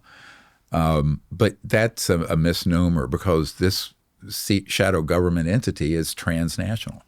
You can label whatever country you want. It doesn't matter. It operates. When I was the first time I went to meet with the latest efforts about 3 years ago, at the Senate Intelligence Committee, SCIF, and I went in there and I said, see that map of the world? Erase all the geopolitical boundaries, like the boundary between Canada and the United States or Mongolia and China or whatever. Yeah. This organization, the world is their oyster. They don't care about that. So now, the truth is, people like Jake Barber and his guys are patriots who got stuck in that system, as I said, and they deserve a clean path out, a safe path out. And that's what has to happen. That's got to happen from the Congress and from the president's executive orders, which I've seen some drafts of those. And so, yeah, they're in here. Their recommendations are in here for what those need to be, and they need to be done yesterday. We kind of just got really sidetracked down a crazy rabbit hole after we started talking about Jake and Michael Herrera's situation, where they were extracting these people out of... Yeah, and he's the only guy who I've ever heard about who saw something like that and was not killed. He's really? The only survivor. His guys, yes. Absolutely. It was a miracle he wasn't killed. And I told him that. I said, you have no idea how rare it is for someone like you, a kid, 20 years old, seeing something like that, for them not to just erase you, So yeah, I remember from that story, Jake was like saying, the guys were saying, should we smoke these guys? Should we smoke these guys? Blah, blah, blah. And they ended up not doing that. No. So they're taking these children from foreign countries, these underdeveloped places, and adults. And adults. But the primary reason is because they are out of a civilized environment, they're not in like a metropolitan city. They're not around technology all the time. They're in a completely native environment, and they're eating, I don't know, maybe unprocessed foods, natural foods. So they're more connected to nature somehow. And that somehow makes them more in tune to this psychic consciousness, the psionic stuff that he's talking about. And they put them in this program, give them dopamine drugs, and hook them up to all kinds of technology and use them to summon these eggs. This is what he said. Summon the eggs. Well, not just the eggs. It's all different types of craft. But it's not. It's more than just summon. Okay. So let me unpack this a little more. Okay. Years ago, you heard about this weird-looking drone that kind of looked like a UFO that the Iranians were able to break into its guidance system and land, and then study to reverse engineer it. I never heard about this. Oh, it was all in the media. So, but if you look into that, Steve, maybe you could find it. What year? I can't remember. It was in the last Iranian drone that was caught. That was ours that they intercepted and hijacked it basically by wire. Iran did? Yes, and landed it at a base in Iran, and then studied the reverse engineering. You got to find this shit, dude. Yeah, but that it was a drone. It was not a UFO, but right. It looked weird. It was a very unusual shape, and now imagine being able to do that with this instead of guide by wire, right? Right there. U.S. drone recovered by Iran, 2011. I'm sure there have been multiple. Ooh, here we go. Yeah, see what a strange-looking one. Sophisticated spy planes. U.S. intelligence is spying intensely on Iranian sites believed to be developing nuclear weapons and long-range missiles. Bob Orr tells us an unmanned U.S. drone did vanish over the weekend. The secret stealth drone, nicknamed the Beast of Kandahar, is one of America's most sophisticated intelligence tools. For the past 4 years, the RQ-170 has flown high-altitude surveillance missions over the battlefields in Afghanistan. Okay, I and get its it. border with so Pakistan. here's my point in this is that this sort of nonsense happens all the time. Yeah. What my point of it is, they were able to break into the encrypted, hardened guidance system, because these are all flown, a lot of them out of Nellis or bases out in the desert underground, and they're unmanned, but they're on the other side of the world. But they were able to break into that system, the command and control guidance, and land it. They didn't crash it. Now, did they do that with this consciousness stuff? No, they didn't. I'm using this as an analogy if I can get through my sentence. So that's an analogy. Now imagine having an interstellar vehicle, an HI craft, and their technologies are consciousness, thought interfacing. So you train these people to basically hack into their guidance system when no one's looking, and you hijack it. Instead of landing it, you bring it over to an area. Sometimes you can land the ET craft, but often what they do is they hit it with an electromagnetic pulse weapon, and it either is disabled and falls to the ground, or it's blown to pieces.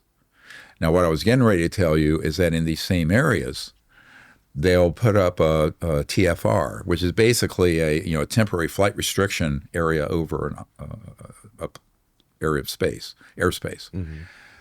If there is a civilian aircraft that strays into that, and they're using these electromagnetic pulse weapons, they will blow the innocent civilian Cessna out of the sky. And I know this for a fact. Sometimes the electromagnetic pulse goes outside the TFR and hits a totally aircraft that was trying to stay out of the TFR. So now we have over the continental United States a real threat to air traffic, which are always blaming it on the aliens. No, the real threat to air traffic are the man-made UFOs and these sort of operations because these are not always done over permanent flight restriction areas like a top secret Air Force base. Yeah. They're done in these other places, right? So this is a real problem. I brought it up to officials in Washington. And what's astounding to me, I want to vent a little bit here. You know, I've been blowing the whistle on this nonsense since 93. And you always wonder, I think we have something called the FBI or law enforcement. Now, we can prove through our direct witnesses kidnapping, murder, treason, killing innocent civilians like I just described, embezzlement of U.S. federal dollars into black projects without oversight and oversight of the president or Congress. On and on. Half the federal penal code is being violated by this organization. Mm-hmm. And it's precisely where is the Congress and the White House and the FBI. So now that we have a new administration and a new Congress, and this is all beginning to come out, I think that the public listening need to contact their senators and House member and the White House and say, look, we need to get this resolved, but you need to enforce the law and protect, the American democracy, but also the American public. And that's not happening yet. And so that group goes unchecked while these terrible atrocities keep going. Now, what I would like to see happen is that those operations get wound down peacefully because there's, as I mentioned earlier, a glide path out to basically transform that mess into something that's forward-looking. And I think all the whistleblowers I know, that's what they want to see, because an eye for an eye leaves the whole world blind. And if you go kinetic, if you go into a violent confrontation with an organization that have assets that are way beyond anything, as Admiral Wilson said, that they can deploy, it's not going to be good. Yeah, could you like it's a suicide mission. What would it be like to go to war with one of these organizations? I know exactly. And now I'm advising a group that has been asked to do exactly that if it comes to it. And I don't want to talk about operational details about it. A U.S. military group? I won't talk about what agency or what entity it is. Okay. But it's a SAP, it's TSSCI, Top Secret Special Compartment Information. And I've been asked to provide everything I can, and I will. And I have been. I've been doing this for 30-some years.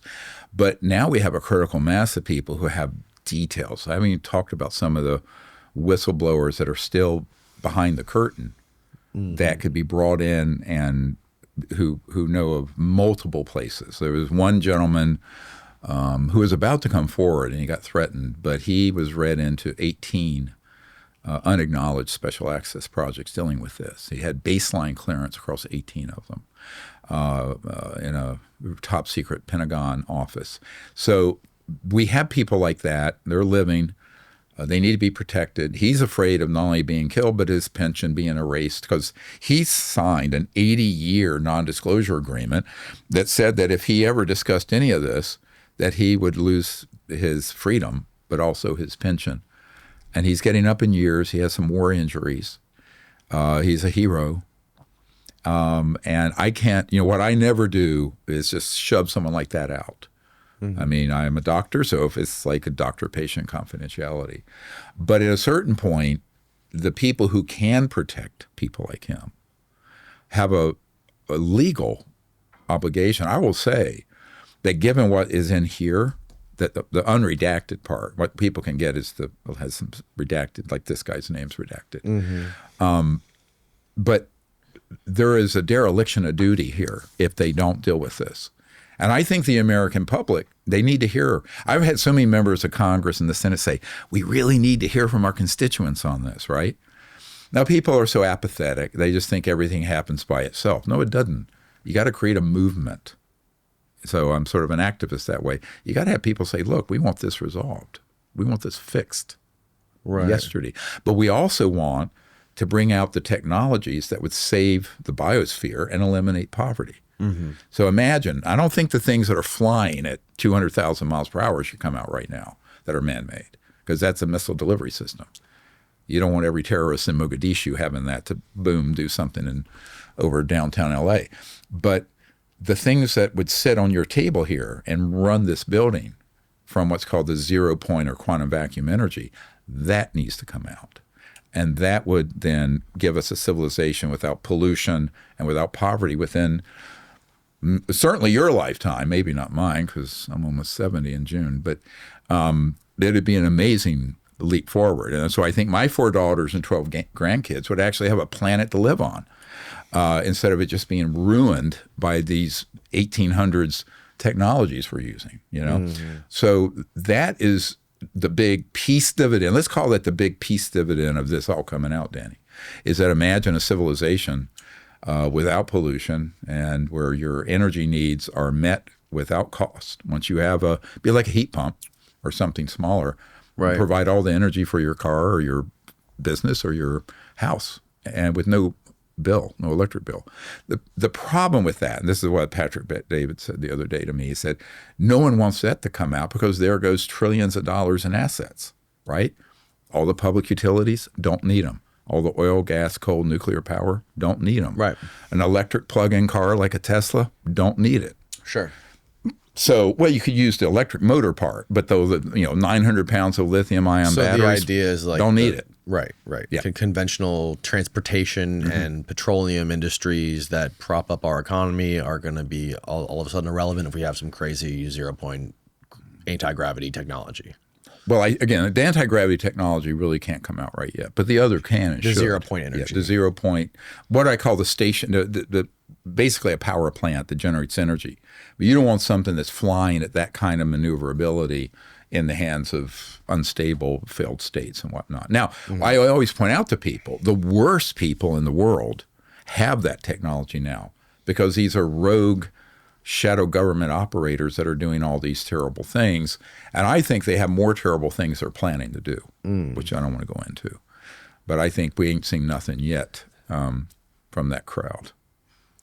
I wanted to ask you about Roswell, specifically because I've talked to Annie Jacobson about Roswell, and she wrote about it in her book. I'm sure you're familiar with what she said. There was an EG&G engineer that was a source for her, and he told her that it was a craft piloted by, remote controlled by the Soviet Union, and it had deformed children in there that were surgically altered by Mengele, or the Nazi Mengele, yeah. And it was crashed here to basically sow chaos. And she asked him, she's like, why the hell wouldn't you say this? This would make them look terrible. And it would be great for us if we, were able to expose this. And they would be completely humiliated on the world stage. And he said, because we started doing the same exact thing that they were doing. Well, I'm not so sure of that because we have interviewed people who are now deceased who handled the bodies. And they most certainly were not that. So now, have there been events like that? Yes, and we've confirmed that Russia and probably China have these same technologies. And have they done stagecraft and hoax things? Very likely. But see, a one-source account, I know the EG&G folks. One of the G's is Greer. I'm not related, just on the record. But, again, a one-source no.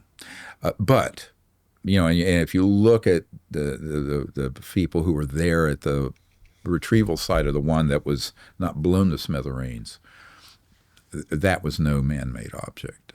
But in 1947, the only thing we had that would have been electrogravitic were ones that were unstable.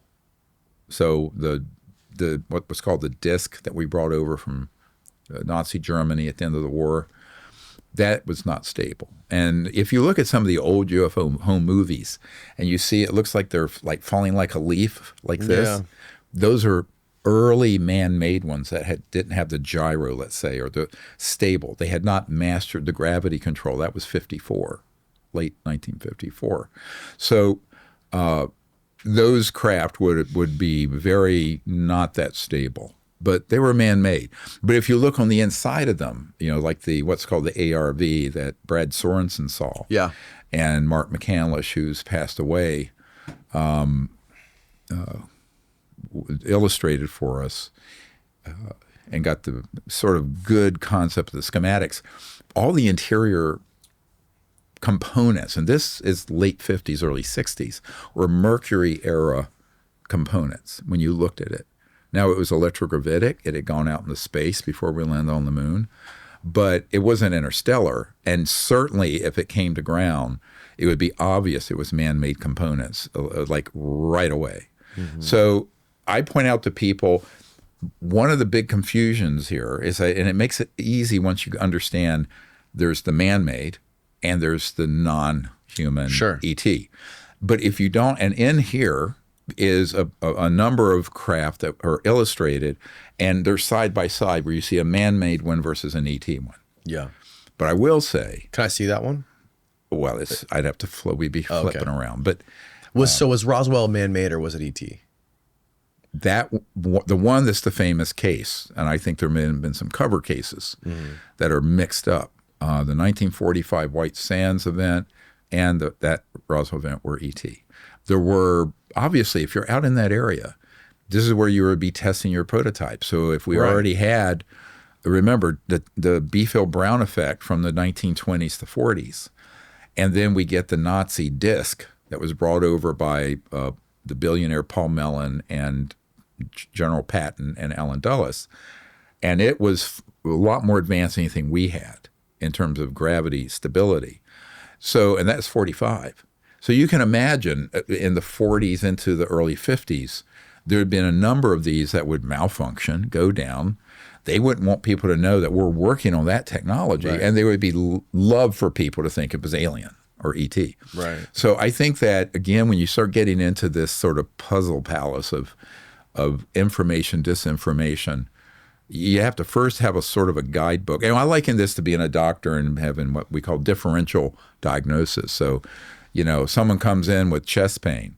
So a stupid doctor is going to say, oh, it's automatically a heart attack, when it could be dozens of things. It could be a dissecting thoracic aneurysm. It could be pleurisy. It could be a pulmonary embolus. It could be a strained muscle.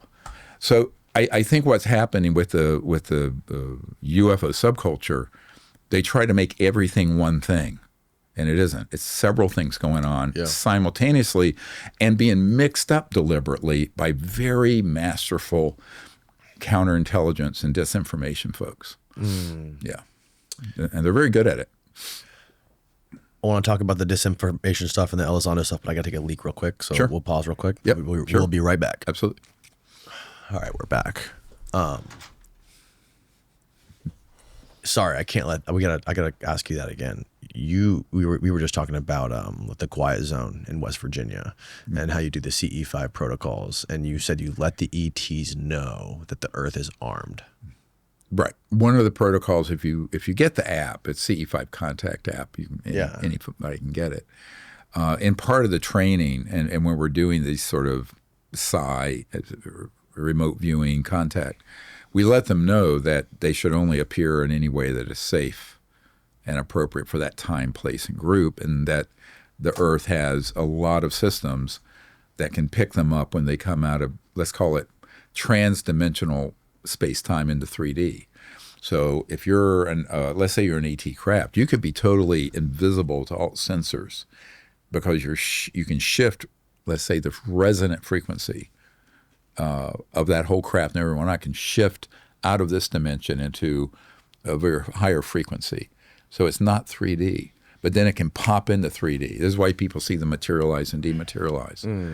And when they're in the non-3D form, so they're not solid, you're not going to be able to strike them and down them as easily. Right. So this is why we have so many weird phenomenon. It's funny, the CIA has a term, WSFM. It stands for Weird Science and Frickin' Magic. An engineer I know at Northrop Grumman just calls it pure fucking magic, PFM. And so when you start getting into either the high end of the electronics that are man-made or the interstellar extraterrestrial manifestations and phenomenon, you're dealing with some very strange stuff, right? And you would expect that, but it's not what people expect when they usually get introduced to this idea. So we make it very clear to these visitors that there are satellites that have what are called neutrino light detectors on them that started in the 70s that can pick them up when they drop out of, let's call it, trans-dimensional higher frequency into 3D. Boom, it's a signature. So there's a neutrino light scatter that happens. And there are Earth-based sensors, there are space-based, and aircraft. And so they'll pick these objects up, and then they'll then triangulate them and hit them with one of these electromagnetic or scalar weapons. So because we're doing this, it's very different from what was going on that Jake Barber talked about. Yeah. We're not luring them over so we can hit them and kill them and reverse engineer their stuff. We're doing it as sort of a ambassadors, as it will, as civilian ambassadors from humans to them. So for peaceful contact. We're not doing it to get rich quick and make another widget. So are there beings inside these things? Yes, not all of them. I mean, some are unmanned, and some have the equivalent of a android drone that's ET, because they know how dangerous Earth is. And don't like.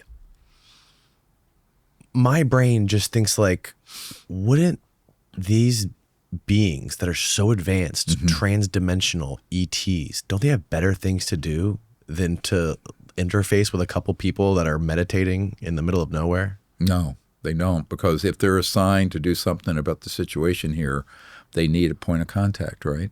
I mean, stop for a minute. The reason I started this whole project in 1990 was not the Disclosure Project. That was an accidental outgrowth of the main project. It started with CE5. It started with CE5 contact.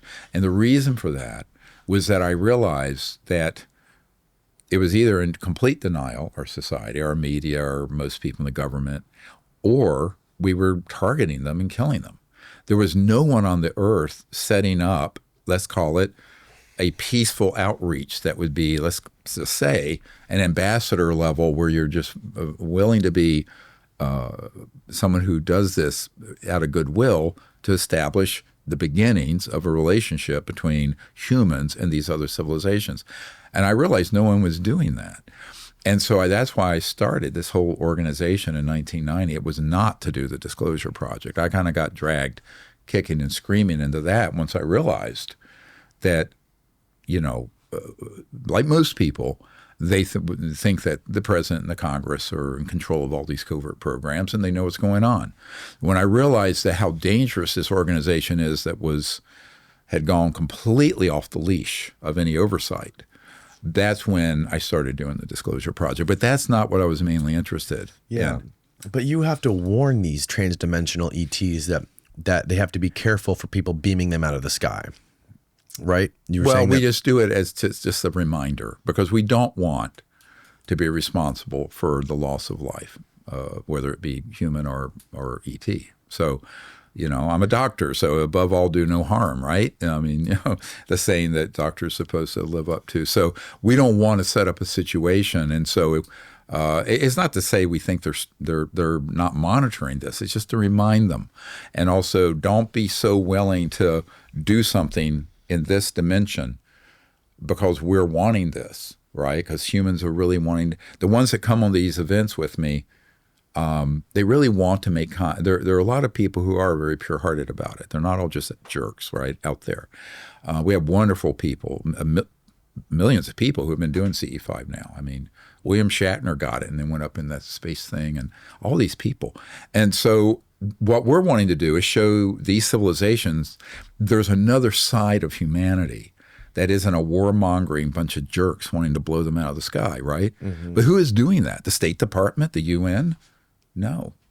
So I liken this to back in the Cold War when there were physicians for social responsibility who were doctors going over to the old Soviet Union to try to create a rapprochement and a dialogue, right? Mm-hmm. This just take this on a cosmic level.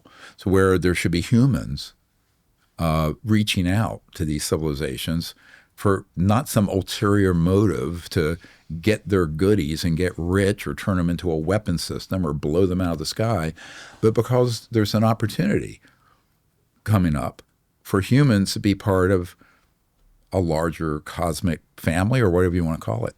So what kind of communication are you having when you're summoning these beings? We don't summon them. The King of England would summon a valet. What do you call it? I know Jake uses that term and it's appalling. You should never use that term. What do you use? We invite them. Okay. You summon your Uber driver. Right? I mean, this is disrespectful. It's completely disrespectful. Okay, well so look, words matter. Sure. Right? Yes, they words do matter. I agree. agree. All right. So what are words? Words are expressions verbally of the thought, and the thought is expression of the consciousness behind it.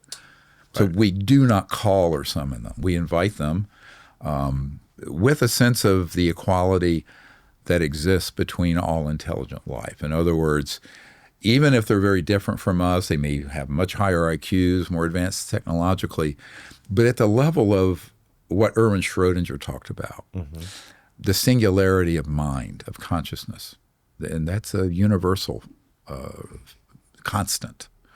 On that level, they're awake, we're awake. And so the light of awareness from my eyes, yours, and ET's, it's the same. Because they've done studies. Consciousness is, in fact, a singularity. It's not divisible. Sure. We divide it by our egos, right? Yeah. But in reality, on a higher level of understanding, it's a singularity. So that is where we come together. This is why our motto is one universe, one people, that within the universe, at that level of consciousness and mind, we're all one people. And so that's why I don't like the term alien, which means foreign, right? I like the term, people. People say, what do you call it? I say, they're non-human people. They're extraterrestrial people.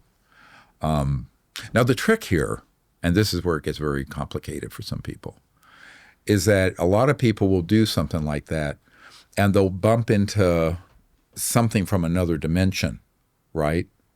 Like an angel or a demon or whatever. But that's not an extraterrestrial. So this is where you get into this, Tucker Carlson. He got gaslit by a lot of these intel folks who told them that the aliens are demons.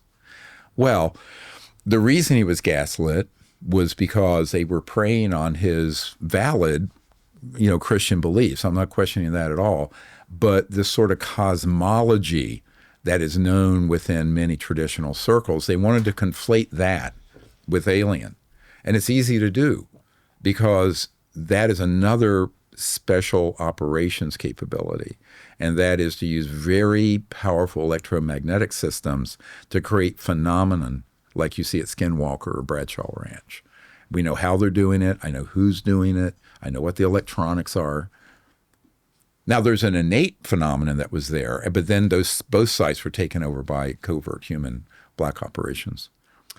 So this aliens and demons narrative that it seems to be everywhere, where is that coming from, and what is the purpose behind it? What is the motive of it? It is literally to demonize non-human existence so we can have war. See, everything tracks at the fear factor, right? Everything tracks back to how do you... How do you create an enemy, right? Yeah, right. All right.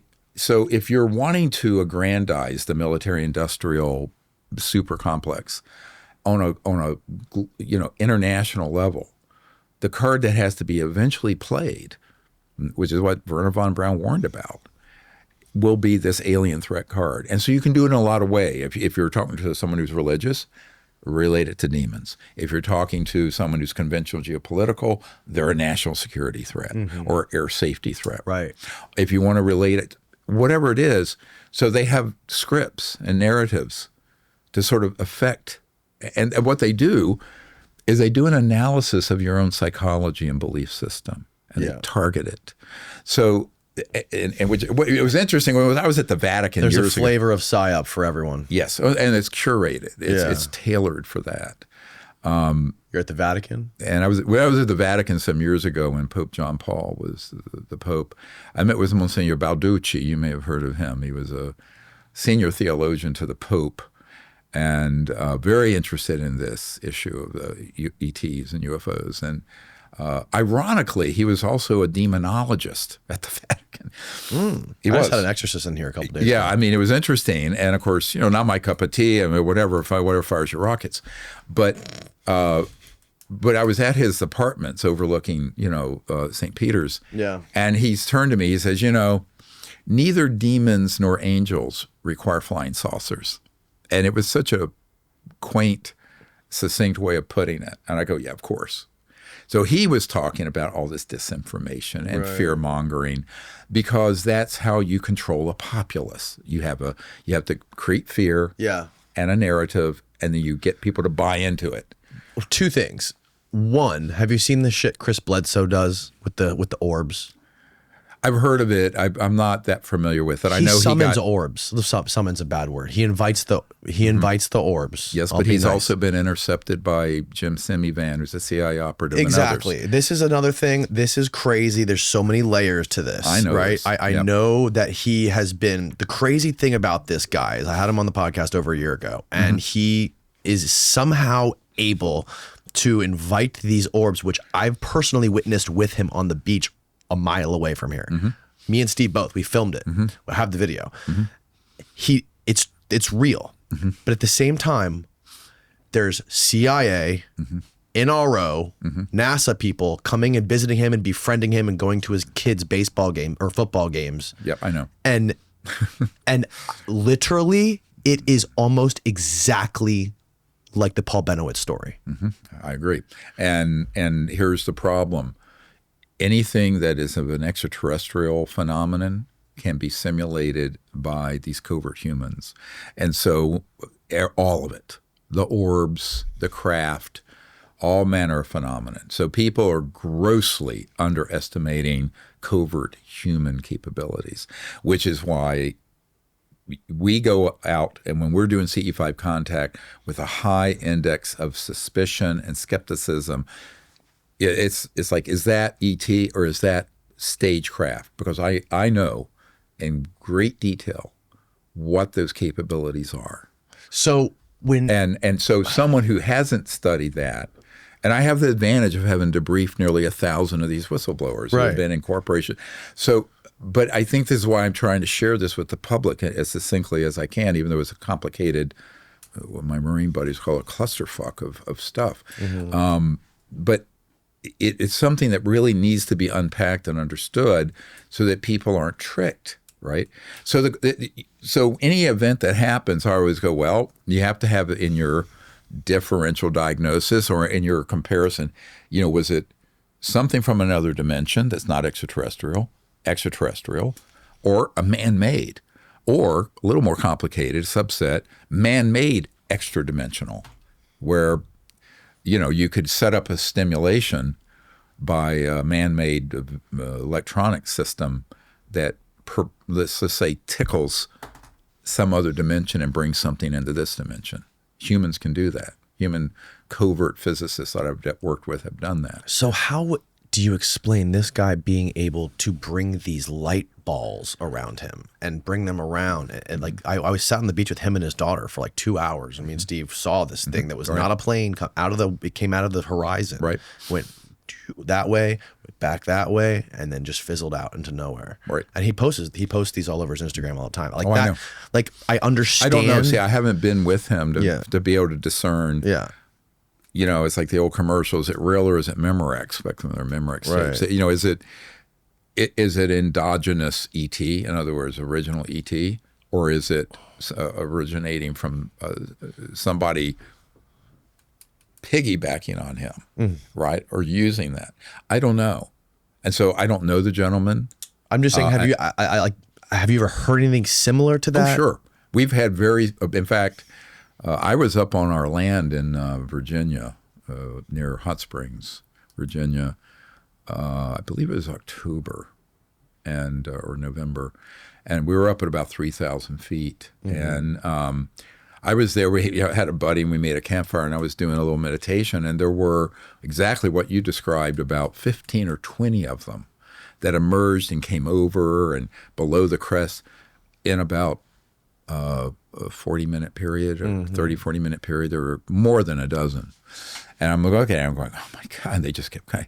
But so, we have very similar phenomenon happen. Yeah. But I also know that you can stagecraft that if you're a special operations group with technologies. And this is not to try to discourage people from doing CE5 contact. I'm just saying there has to be a higher level of education and understanding. We're doing a cruise in the Caribbean, April 6th to the 12th, where it's full. There's 200 people. We'll be up on this big deck out in the middle of the ocean for a number of nights. But we're going to webinar it if people want to tune in, and we're going to do this whole CE5 contact in the middle of the. I've never done it. I've always wanted to do it in the middle of the ocean. What island? Oh, we're going all over. It's some big cruise liner that we're reserving. It's like a legit cruise ship. Yeah, it's like 3,100 people, but we have 200, and we're going to have the upper deck cordoned off. We'll be doing this late at night. Wow. It'll be way fun. I've never done it. It's an experiment. We'll see what happens. So I still have so many questions that are still on this topic. Number one, why do you think so many spooks are so interested in him and trying to push this idea, encourage him? I honestly don't know. I mean, I'm not an expert in that case. I don't know the man or his family. Well, just let's hypothetically let's say it's somebody else, right? Somebody else who has some crazy ability, right? Why would those specific people be so interested in a person like that? Well, because it's the same reason why the psionic operation teams are interested in people who have the innate capability, right? Okay. And they want to see what they're doing, how they're doing it. They may want to intercept what they're doing and confuse the picture by staging some hoaxed events with real ones. It's not like either or. You have to think about how these guys would think. And what that motivation ultimately is, I have no idea. I just know there's some very bad actors swirling around the gentleman. I'm going to write a name down on this iPad. I'm going to show it to you because I don't want to say this guy's name on the podcast because it'll get this podcast shadow banned. And I want to see if you know who he is. Steve, blur it out or don't show it. I can't see it. No. You don't know that name? No. Okay. No. Anyway, I get shadow banned all the time. Yeah, I know. Although, it's funny. I was on a conference call with a bunch of tech people. Said, "Oh, that's a myth. Nobody gets shadow banned." I said, "Oh, it definitely happens. It's ridiculous. Yeah. Definitely happens, and it happens to the UFO topic, which is very odd." Yeah. Oh no, it's not at all. I mean, if you think about, go back to that 1950 document, it's the biggest secret in the history of the United States, exceeding the secrecy of the development of the hydrogen bomb. So, the idea that the high end of the intelligence community trying to keep this secret wouldn't sanitize information and the other naivete about most people now is that those interests are not only penetrating the tech companies, in many cases they control those tech companies. Right? Think of the corporate nexus. It's crazy. Think about BlackRock. Think about all right. Google. I don't want to go too far into Google was literally funded and incubated by the CIA, the NSA, and DARPA. Yes, I know that. And so is Microsoft. Crazy. Yep. Completely batshit nuts when you go and you realize that Sergey had CIA, NSA people visiting him like monthly. Sure. And the technology came straight from DARPA. Like it sounds like such a crazy conspiracy. No, I read this. No, it makes total sense though. Yeah, no, it does. It makes total sense because if you can have keystroke by keystroke surveillance of everyone, right? That's what they wanted. That's what they wanted with Microsoft. That's what they wanted with the big tech companies. And ironically, the technology for doing that, from all accounts, much of it was reverse engineered from ET materials. But they didn't let out the energy systems that would eliminate poverty and human suffering and save the biosphere. They let the things out that would enable them to have the uber surveillance state we have today, mostly through the private sector.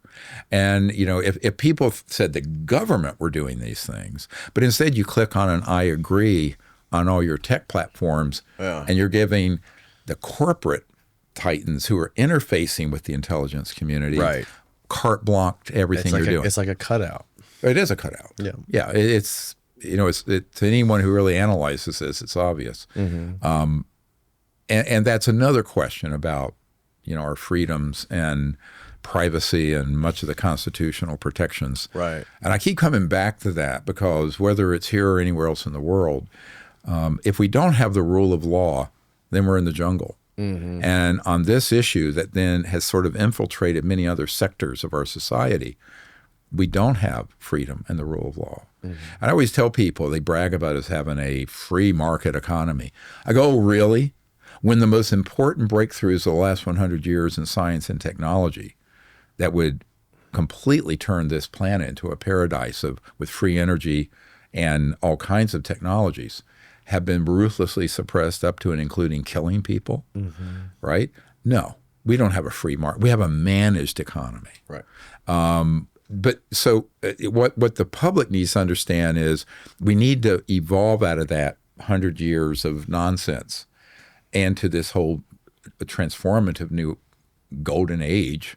I mean, the new president's calling it that. Well, you're not going to do just a golden age based purely on drilling more oil out of the ground. You've got to create a golden age by letting our society advance both technologically, but also in our understanding of consciousness and spirituality, and that we're not alone in the universe. And do it in a way that doesn't cause everyone to go running for the door and jumping off bridges because we're being invaded by aliens. I would love to see Trump do one of your CE5. That'd be great. Yeah, maybe. Well, I want to see him meditate and kind of communicate with these beings. No, I think, look, I'm completely nonpartisan because I have to be. I've worked through many administrations and members of Congress. Luckily, on this issue in the Congress, it's very nonpartisan currently. The people who are interested. Which is interesting. Yeah, and it should be that way because it's not just the United States. I'm dealing with countries all over the world and leaders all over the world on this, frankly. I won't say which ones, but it needs to be a global understanding that transcends the usual idiotic fracture lines of murderous monkeys fighting over every little division we can find, right? I think we have to go beyond that in our thinking. And on something like this, it can't just be a partisan or even just an American issue. It really needs to be a global issue. And that's never happened. There have been attempts. The original Disclosure Project event was supposed to happen at the UN General Assembly in 2001. And the UN Secretary General was threatened, Kofi Annan. He was absolutely threatened. He says, if you do this, there'll be no more funding for the United Nations. So we had to do it at the National Press Club. And his right-hand guy called me up and says, Dr. Greer, we cannot do it here at the UN. So that was 24 years ago in May. So we got off track again. We were talking about CE5, and I was asking you when you're inviting these extraterrestrials into the space in your meditation and you're interfacing with them, what is the communication? Oh, it runs the gamut. Almost any weird thing you can imagine has happened. We've had fully materialized craft appear and disappear. We've had like that one ET that appeared between two people and then vanish. We've had unusual electromagnetic signals come through our electronic sensor systems. So like we'll have magnetometers and other equipment out there, and they will override the circuitry and start communicating through them. Very strange. And some of it's very repeatable sequences that we've recorded, almost like Arecibo without the billion-dollar telescopes. It's just repeatable. How? Like you can a sequence, a pattern that repeats that would not naturally occur or would not happen from a man-made source. And of course, many people have, it will be deep in meditation and get an override vision of a craft or a person and say, I'm sensing something in the northwest sky at 60 degrees. 5 minutes later, a craft appears there and moves and comes over. So there's a lot of precognitive capabilities that develop when you develop the consciousness. Any like direct telepathic communication? Yes, all the time. Yeah. And what is the context of it? It runs the gamut, but it's for many people who, I know this is my experience, is that they're making it quite clear they're here for very good reason. But a lot of it is also laden with some warning of where we are, and that our civilization is at a point where it needs to either, change directions or it's going to face some really terrible outcomes. And it's not a threat. It's just like, this is where you are. And it's sort of like the Hopi prophecy where, one line terminates and the other one goes on forever. If you know the Hopi prophecy, Native American. Right. It's sort of like that. That is a theme that comes up a lot. And I think we are at that point where we're going to have to transition. If we continue to think in the same paradigm of division and war and conflict, it's not like we're using machine guns and tanks. We have not only thermonuclear, but these other technologies that are covert. It's not sustainable to live like this. And nor is it sustainable for the Earth's biosphere to have 8 billion people living like we did in the 1800s, burning stuff, right? So there's very frequently a sort of Earth-based environmental message that comes through about the dangers not only geopolitically of endless war with these technologies, but also what we're doing to the oceans and the atmosphere and genetic mutations and cancer rates. Yeah. That all of this is a consequence of having suppressed for 100 years breakthroughs in technology that would have moved us onto another path. Right. So that's what we call the documentary The Lost Century. Yeah. Because there's a lost century of social and technological evolution, but also with that, sort of spiritual evolution. Because what happens when a world no longer is in want and fighting over scarce resources? I think the work week will drop to 10 or 15 hours a week. People will have extraordinary amount of time for creative pursuits and the pursuit of higher states of consciousness and meditative and what have you.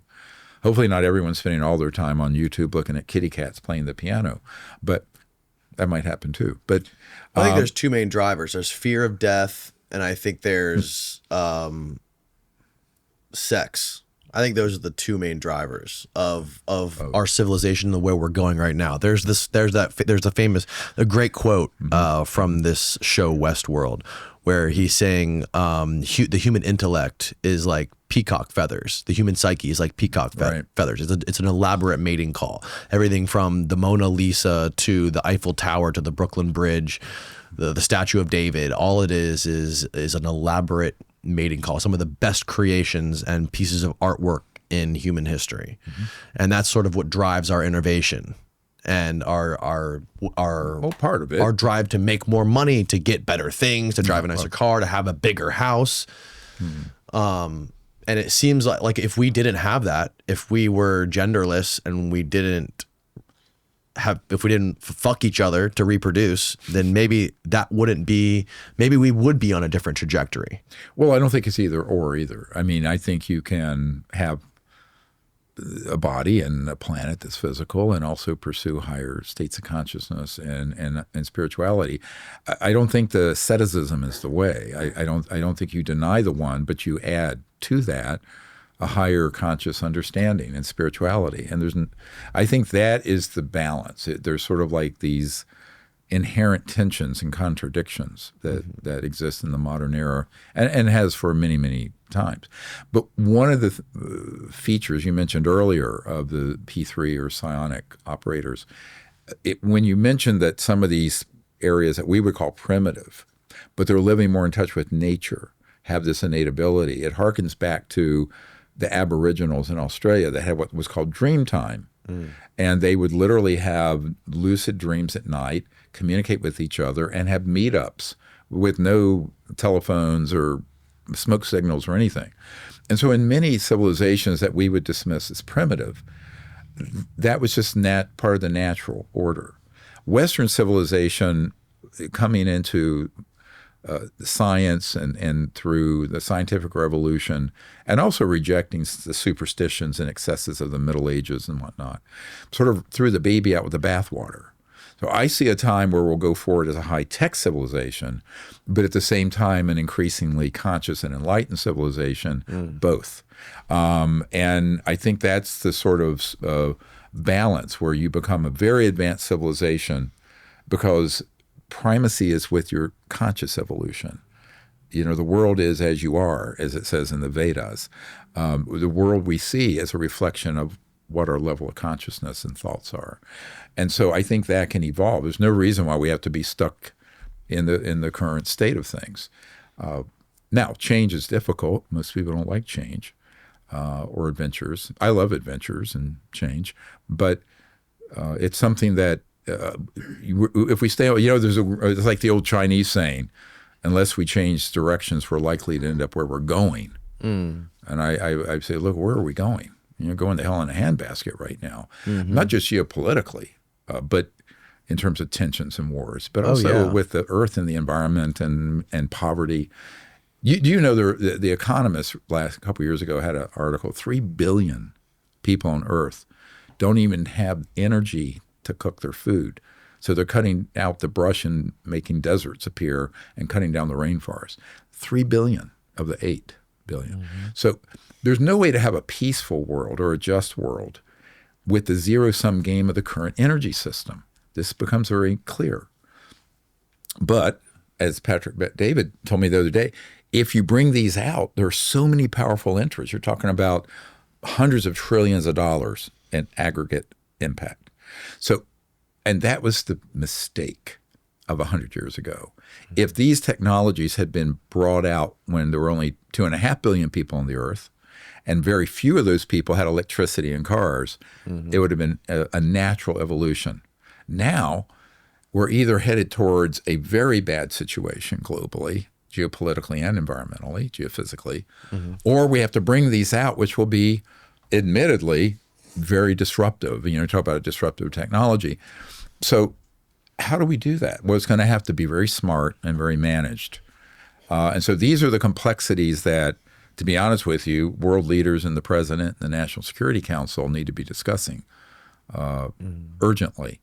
And what I'm concerned about is that it seems that in the next year or two, this is all going to get disclosed. And when I meet with senior government officials, which I do quite often, they don't know anything about the subject, or what they do know has been some blended false information that has gaslit them in the wrong path. Yeah. And this frightens me. I mean, because knowledge is power, and if you don't have it, you're going to be manipulated into all the wrong decisions. And I think we need to have our leaders here and abroad brought up to speed on this in a serious way, which is, what I should be doing, and am trying to do. What I really ought to do is retire. But I'm tired and I'm getting old. But, go relax on those 600 acres. Oh, we do. I take time for that. I work out a lot. And, I was almost killed in an accident about 15 months ago. And oh, shit. Oh, yeah. What happened? I don't talk about it. It was a mess.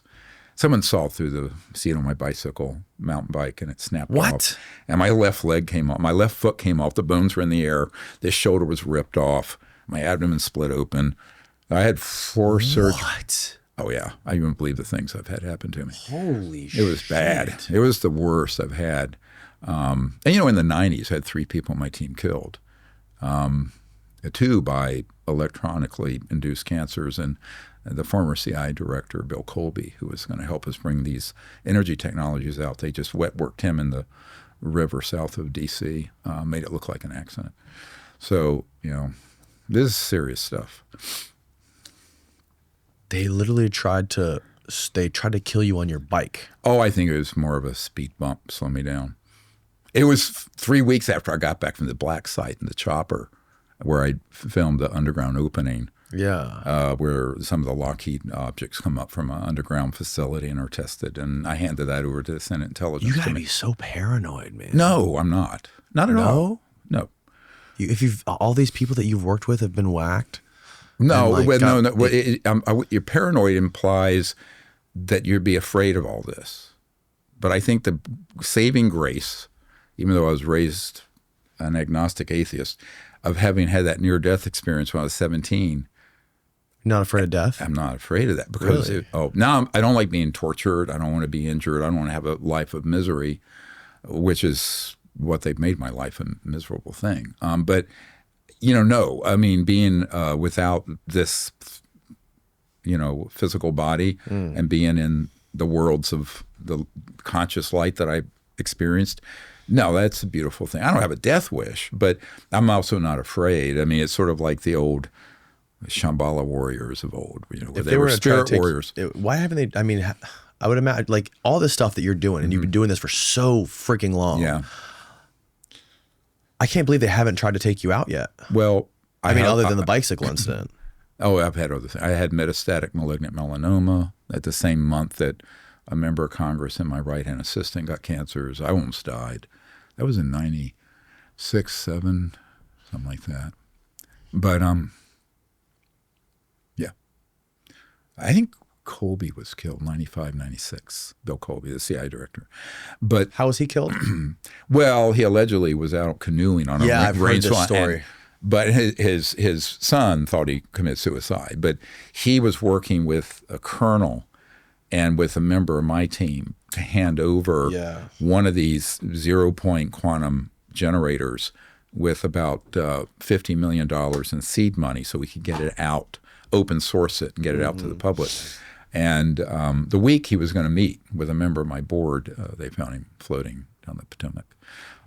But it's an unsolved murder, but we know what happened. His best friend came to my friend's funeral, Sherry's funeral, and said, we both have had terrible losses, but can't look back. So,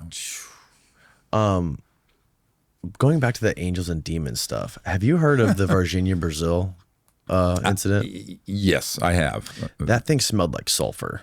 And in the Bible, it talks about demons smelling like sulfur. But here's the other problem. I'm not an expert on that case. But the question is, was it ET?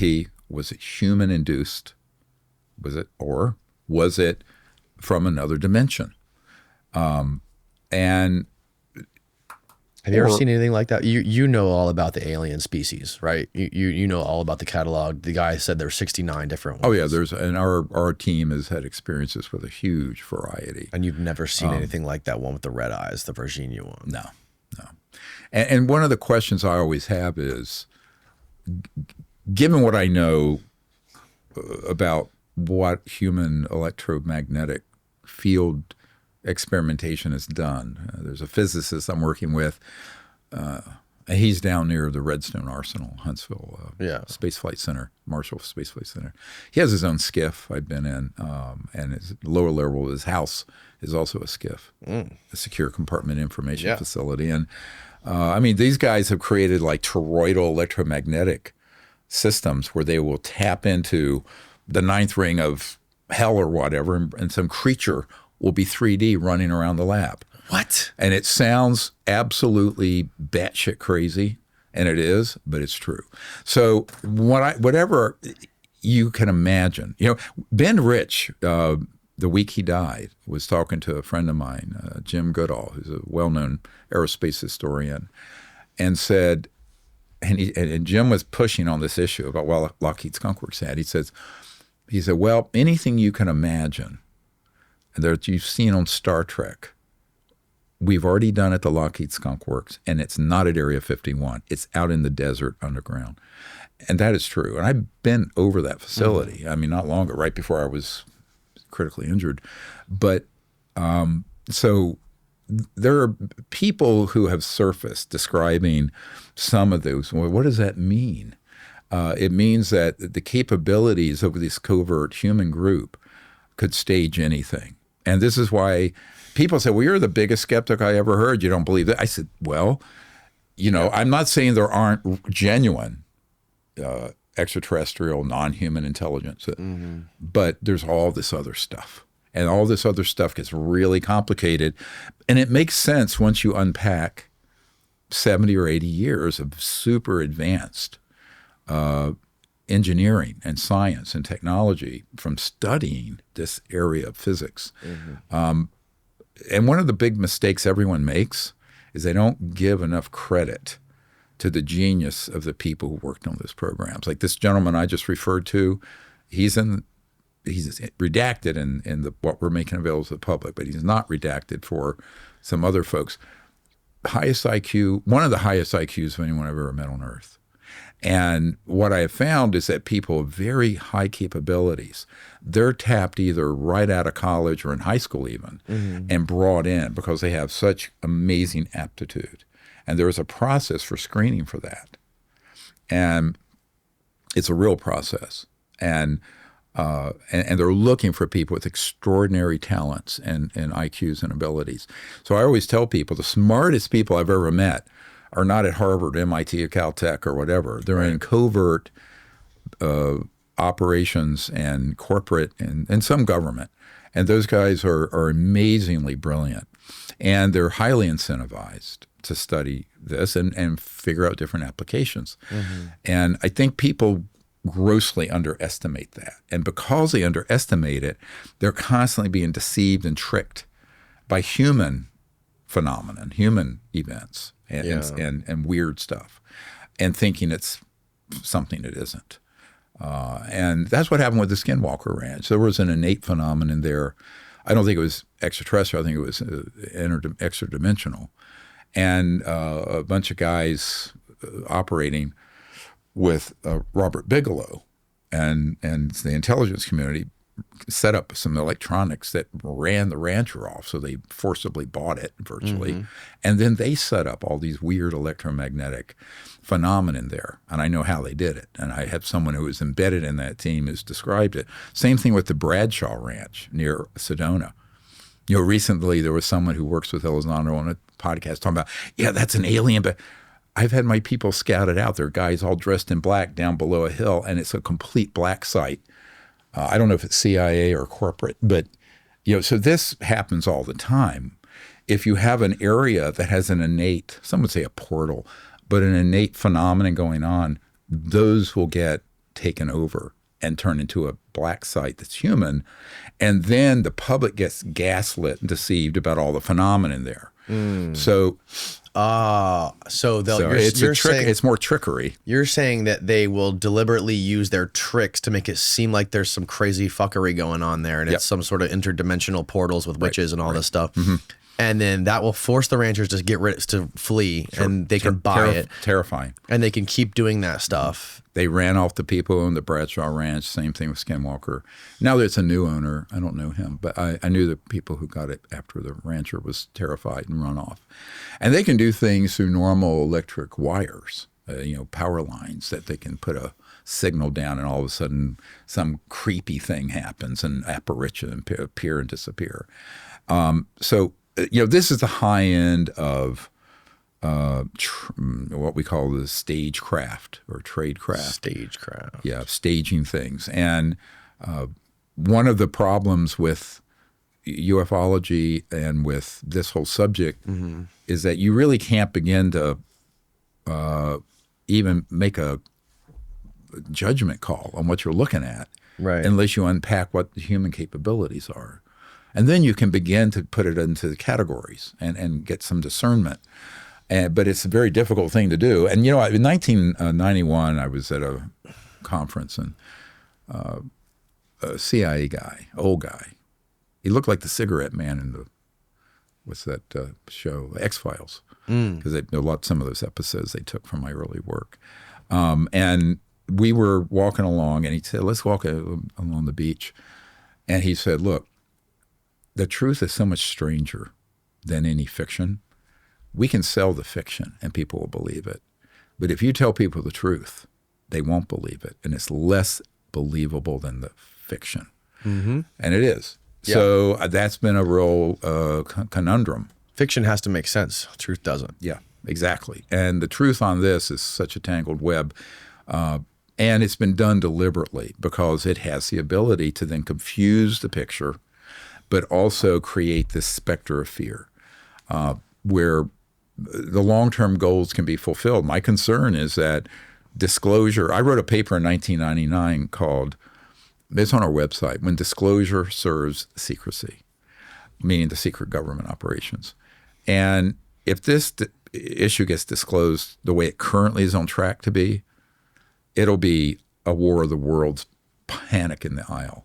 It'll be 1,000 times worse than COVID. The way it's on track to be disclosed. Yes, where you have the people who or keep going up to Congress and the White House and other places and conflating man-made frightening things like abductions and villages being blown up with extraterrestrial threat or NHI threat. And they're deliberately commingling. No one is making this discernment between a bunch of psyops and covert technologies masquerading as ET. No one is doing that. In fact, the dominant paradigm is to call all of it one thing.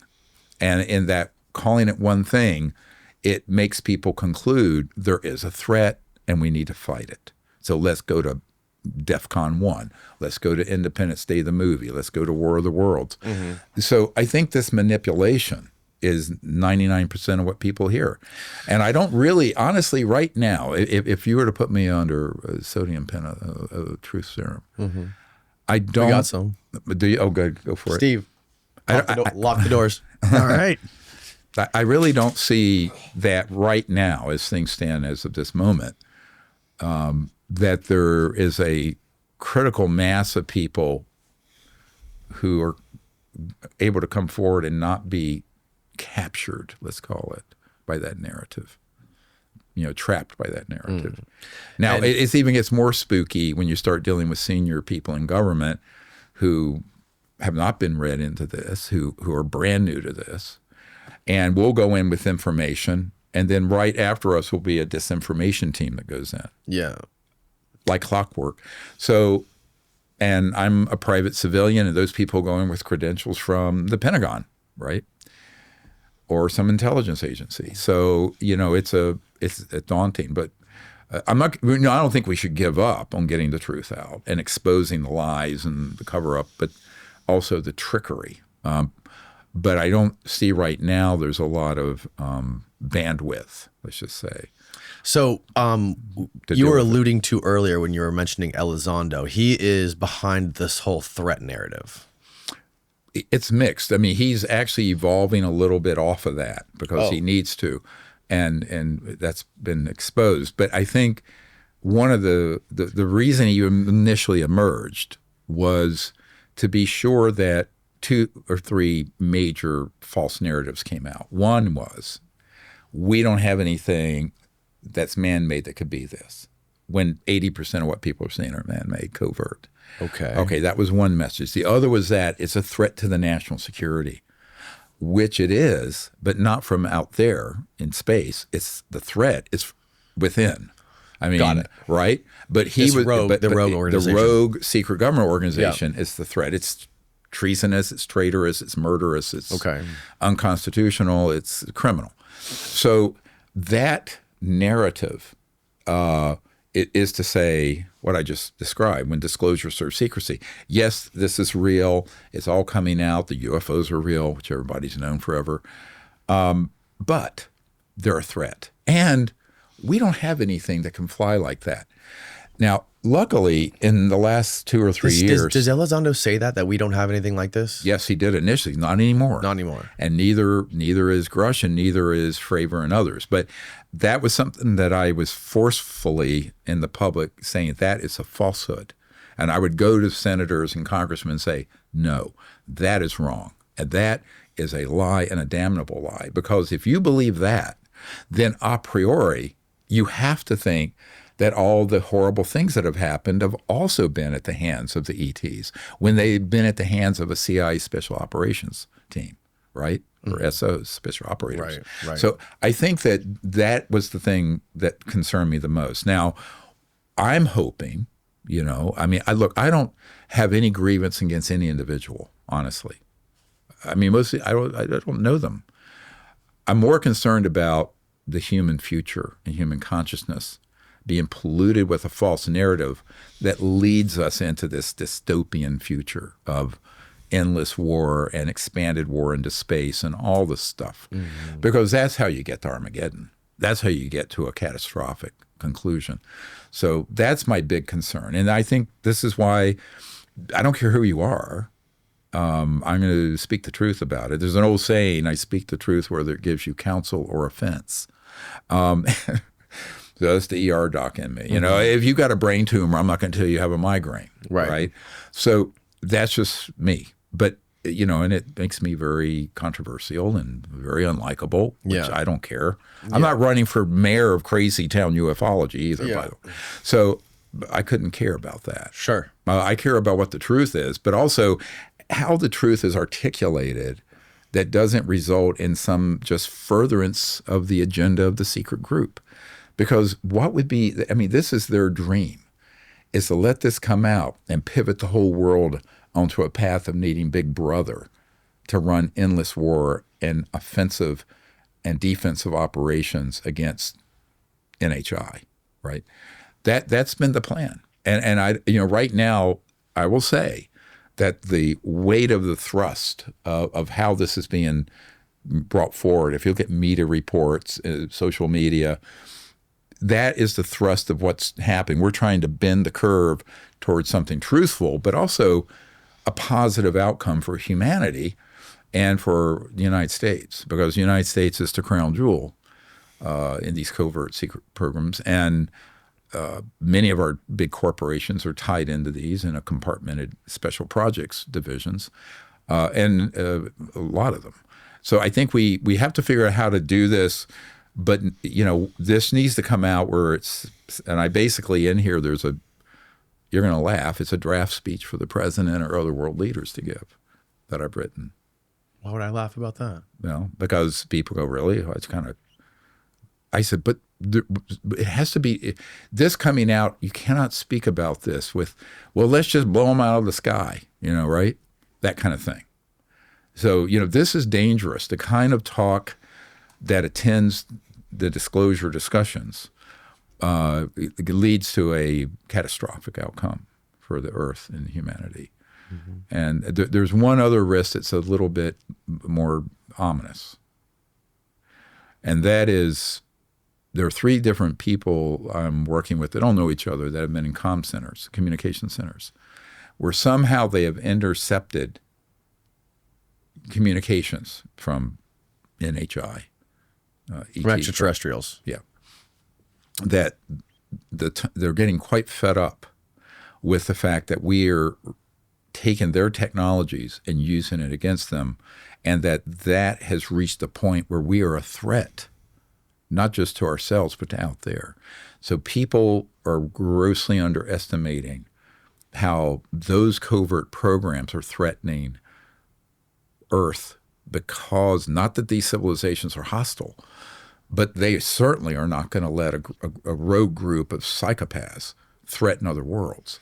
So if we don't get this under control, it'll have to be brought under control. But the worst case scenario, everyone says, why don't the aliens just fix this?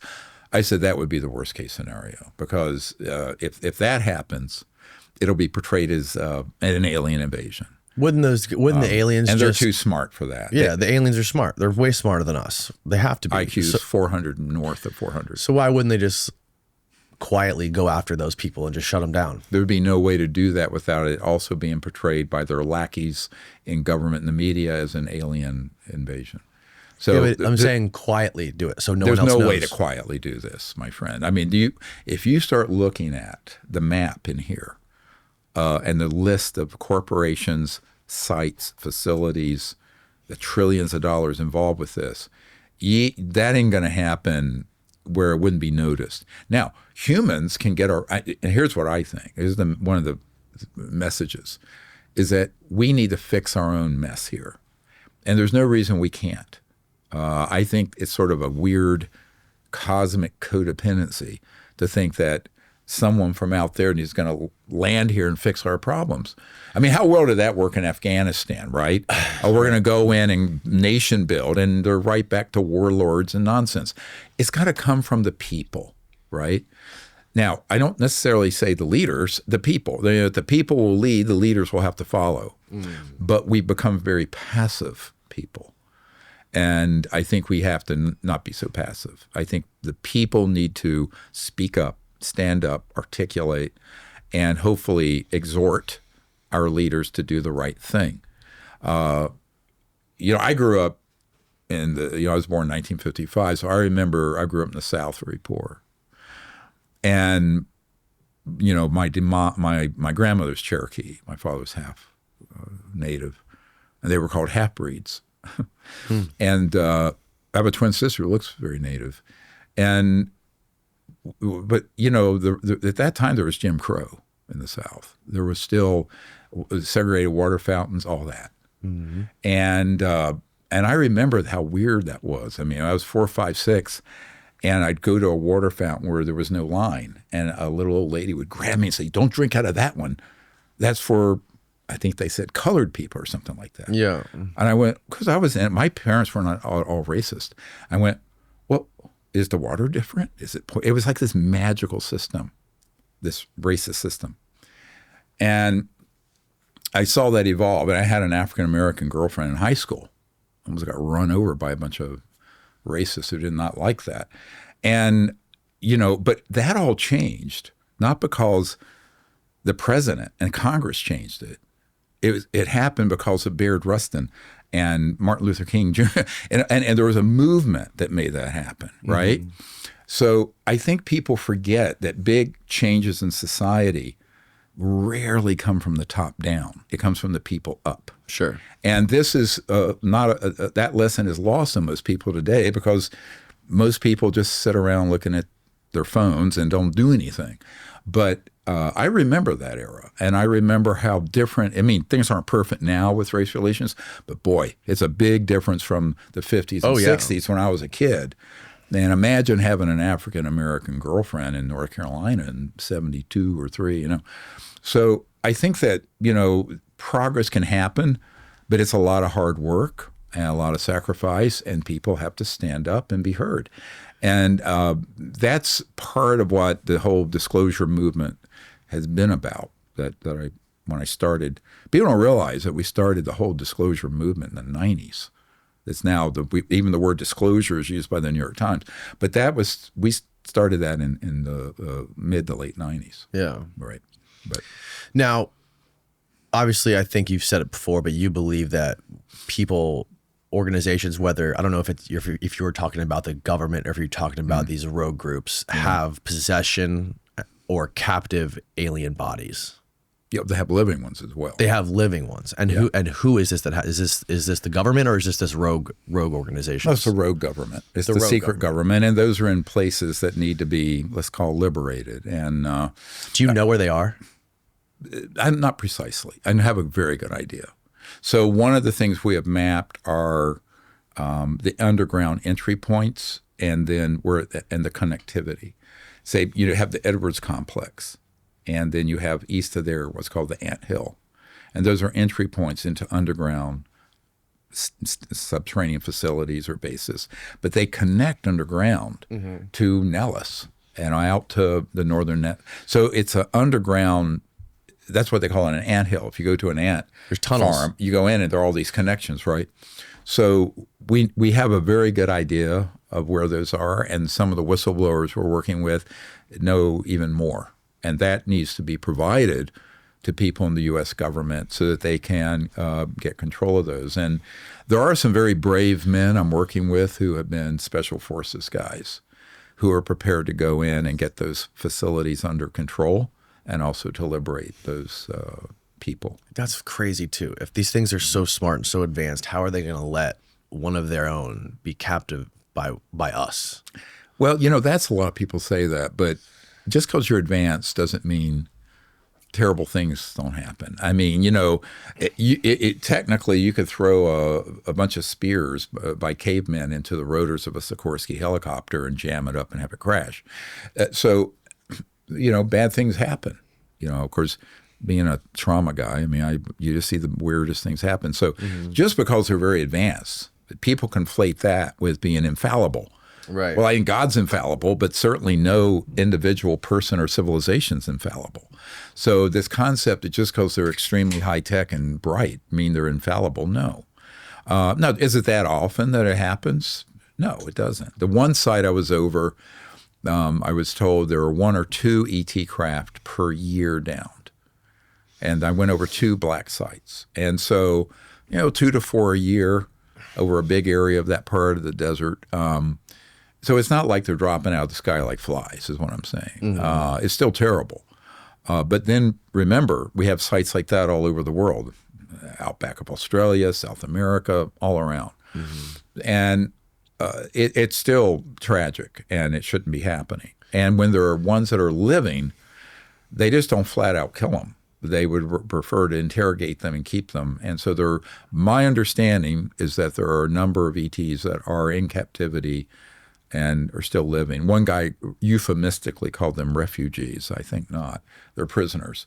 But, so I think that is another, humanitarian effort that should happen at some point where they're freed.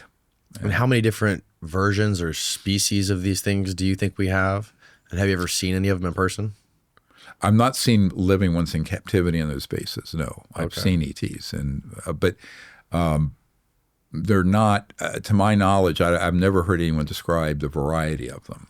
I know that in the crash retrievals, now we have 122 documented crash retrieval events that are in. Part of them are in here, but in our archive, dpiarchive.com, all of them are in there, and they range from ones that are a foot and a half tall to some that are 8-10 feet tall, and all kinds of different, we would just say, genetic expressions, but they seem to all have a head, 2 arms, and 2 legs. But interesting. But beyond that, there's just an infinite variety. What about the mantis ones? Well, that one that was the healer, when you see him is sort of a triangular head, and they're known as really extraordinary healers. I mean, they have some amazing healing capabilities. That one right there? This guy. That's a mantis? Yeah. What some people would call a sort of triangular head. You can see it, sort of, you can outline it. If I had my cursor, I could do it. But remember, this is in complete darkness in the wilderness up on a mountain in Arizona. This was actually in Oracle, ironic, O-R-A-C, like really? Oracle, Arizona. Interesting. Yeah, a couple years ago. And so that's, and we love doing that. That's my real passion, is going out and the experimentation and using consciousness and remote viewing to make contact and see what happens. And a lot of it varies on the group, because if there's someone not on the page or someone there who's filled with superstition and fear, they won't show up because they don't want to be around dumb people who haven't figured that out. Now, what? Sorry, but if you haven't figured that out, they're going, "Why are you out there with us? Go home, and go look at Stranger Things or something." How far have you gotten in your investigation into those beings that you talked about and studied in your Sirius documentary? The small beings, and I think you talked about Garry Nolan worked with you on that. Yeah, Garry Nolan received a lot of money right after we gave him that genetic sample, and he altered the results of it. So we don't know what that creature is. He received a lot of money? Yeah. I think it was $3.4 million from the Pentagon, and then he is now contracting with the intelligence community to show UAP injuries, which is just a psyop. It's a psyop. Yeah, of course. I mean, the UAP injuries are all man-made, but of course you get someone like him. It's the man-made reverse engineered. Of course, and of course, you put this the stink on the ETs when it's something we've done. Right. So unfortunately, I think that went sideways very badly. So to this day, we don't know what that thing was. Now, he published a report saying it was a deformed fetus, even though the top geneticist or doctor who deals with bone malformations said no way, because it was global. It had growth plates, consistent, equivalent of a 6-year-old human, but it was only about 6 inches tall. And so we don't know what it was. It could have been something that is a completely unknown species on Earth. It could have been something that's a result of both Earth and non-human interactions that are ancient in that part of the Atacama Desert in Chile. Yeah. There are accounts of these UFOs being seen and these small creatures. The adult ones are like a foot and a half tall. But to this day, we actually don't know what it is. I mean, I never said it was ET. I said we don't know what it is, but it's most certainly not human. So what was published by Garry Nolan and those guys, and I've had the top geneticists in the world tear apart their data, says it's totally hoaxed. It's totally academic fraud. Really? So, yes. But this happened. This is why you asked about being paranoid. I'm careful, but I'm not paranoid, because I've had so many people who could go on the path of finding the truth, and they either get blackmailed and or both bribed, given a lot of money. And next thing you know, everything goes sideways. And so, I've seen that hundreds of times in 35 years. So it makes you a little bit cynical, I guess, or skeptical. So, but no, he completely started out as an honest person. I know that, and when we first met in 2012, I think. But at this point, man, that's got to be cleaned up. It's a mess. What about those mummies that were in Peru? The mummies that were shown to Mexican Congress by Jamie. Jaime Maussan. Those were actually from Peru and from a cave.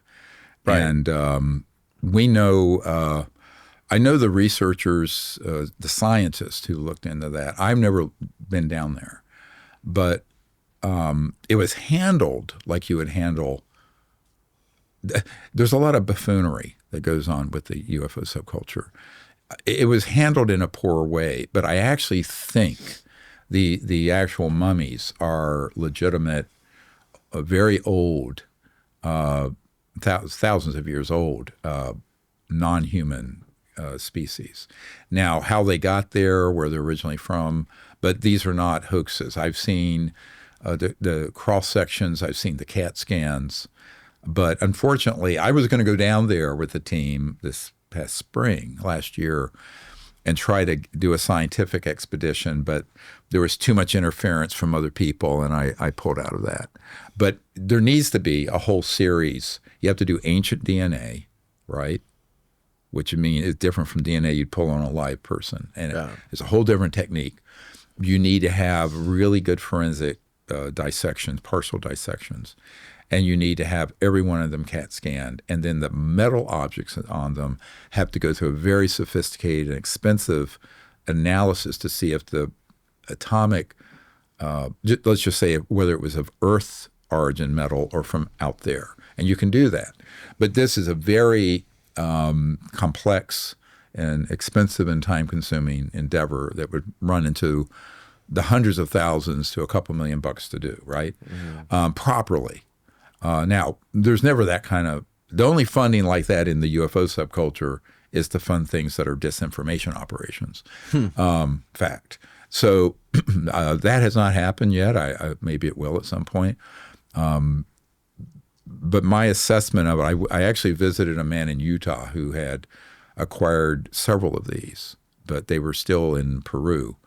And he gave me a lot of information that when I saw it, and he was a scientist, and I went, yeah, these are real. Now, their origins, I don't know, and no one's, to my knowledge, done a proper DNA. Someone attempted to, I think it was a Russian archaeologist, but it was not done properly. I don't have faith in it because it's very different when you take DNA from either someone recently deceased or living. Sure. How you run that is very different than what's called ancient DNA. And ancient could be even 30 years old because it breaks down in a way that to get a correct genetic code read on it is a completely esoteric and specialized area of genetic sequencing. It isn't like regular genetic sequencing. So, I would know how to direct that scientific project. I haven't had time. And then when we were going to go down, there was all kinds of nonsense and theatrics and trickery. And I said, I'm out of here until this gets cleaned up. Yeah. So what's on the horizon for you as far as like your whistleblowers and what do you think is going to happen and in what time frame as far as getting these people like Jake in front of Congress and getting this stuff actually not going into a skiff and then disappearing and actually seeing something happen, something tangible take place and guide this whole thing in the right direction? Well, you make a good point. The worst, one of my concerns is this comes out and gets spun as a threat, like I was talking about, or it simply goes back into the black pit of Calcutta. In other words, it just gets put back into a black project. It begins to surface and gets slammed back down again. Both could happen. Hopefully neither do. But so what I'm continuing to do, I'm going from here back up to, I'm actually giving a lecture here in St. Petersburg. Oh, really? And then I'm going to be going back to D.C. for some meetings with Congress folks. And then I'll be back down here to meet with, a general. Really? Who is, yes, and who had been at one point the national security advisor for a president. So we're trying to still work the system and get the more important trajectory. I think is going to be empowered people through an executive order to take all these whistleblowers we have, protect them, and then get their information, and then get those old legacy corrupt programs under control. And that's the real plan. And whether we can make it happen, we're going to give it the all-out effort this year. And I think it can. I think there are people in the new administration very open to this. I don't think they have much information. I mean, I've met with some of the incoming prospective cabinet members already. And but I don't think there's yet a consensus on the path to take. And unfortunately, a lot of them have been targeted with false information. So it's complicated, just like members of Congress have had that happen. The best I can do is give the information, the evidence, and the advice, and then see how they carry the ball. In the meanwhile, I actually think that they need to be hearing from the public. The public can get this and say, "Oh, these recommendations, these executive orders, and what Congress do it." Just write a letter, to your members. And a lot of people don't do that. They think it's very old-fashioned. But I mentioned this earlier. I've heard from so many people in Washington who are elected representatives, and they go, "We really want to hear from our constituents on this." But most people, this is entertainment for people, right? Yeah. It's just. Yeah, that's the other thing about it that we haven't talked about. We've been talking about the psyop within a psyop angle of this whole thing the whole time, and the counterintelligence, disinformation, and strategic deception. But like, you have to layer on top of that, this whole subject is a business for people too. Yep. Yeah, there's people that build their careers off talking about this stuff and doing all kinds of crazy shit. I lost my career over it, but I've given up $15 or $20 million. I mean careers based on the topic itself. Oh, of course, and the scarier and more false it is, the more money there is. Yeah, because they're going to open every door to a book publisher or a big movie deal if the information is BS, right? But it's scary. So that's the other thing I discovered is that, we'll put something like this out on print on demand, but HarperCollins will give someone $1 million contract to put out a book that's full of nonsense and disinformation designed to scare the hell out of people. Gee, I wonder how that happens. Yeah. So this is something I just accept as the way things are right now. It might change. Who knows?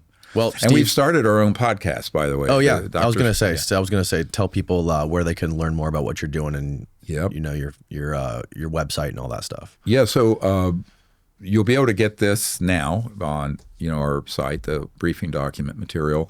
We have a podcast that we've started. We've only done, I think, 4 or 5 episodes. They're not fancy like this. They're very homemade, but that's our bandwidth. The homemade ones are the best. Yeah, it's quite primitive. But it's to get the information out. And as all this begins to break, I want to be able to, on a weekly basis, comment on it. Mm-hmm. And then if you want to sort of be part of the CE5, there's the app, CE5 Contact. You can get on any of your app stores. And if you want to join us for that cruise out in the Caribbean virtually, now a caveat there will be places where Starlink and our connectivity out in the middle of the Caribbean won't be live. We'll have to record it and put it up, but it'll still be a fun experience. And you'll really learn a lot because you'll be part of the daytime conference and then also the nighttime. 4 of the nights we'll be out on the upper deck, out under the stars in the middle of the ocean. Okay. And we'll see what happens. It'll be fun. Okay. So, Steve, we have Patreon questions. Our beautiful Patreon community had some questions for you. Well, we can rip through those real quick, and then we can wrap it up. So this is the end of the podcast for everyone. Good night, folks. Thank you very much. Sleep tight. Thank you.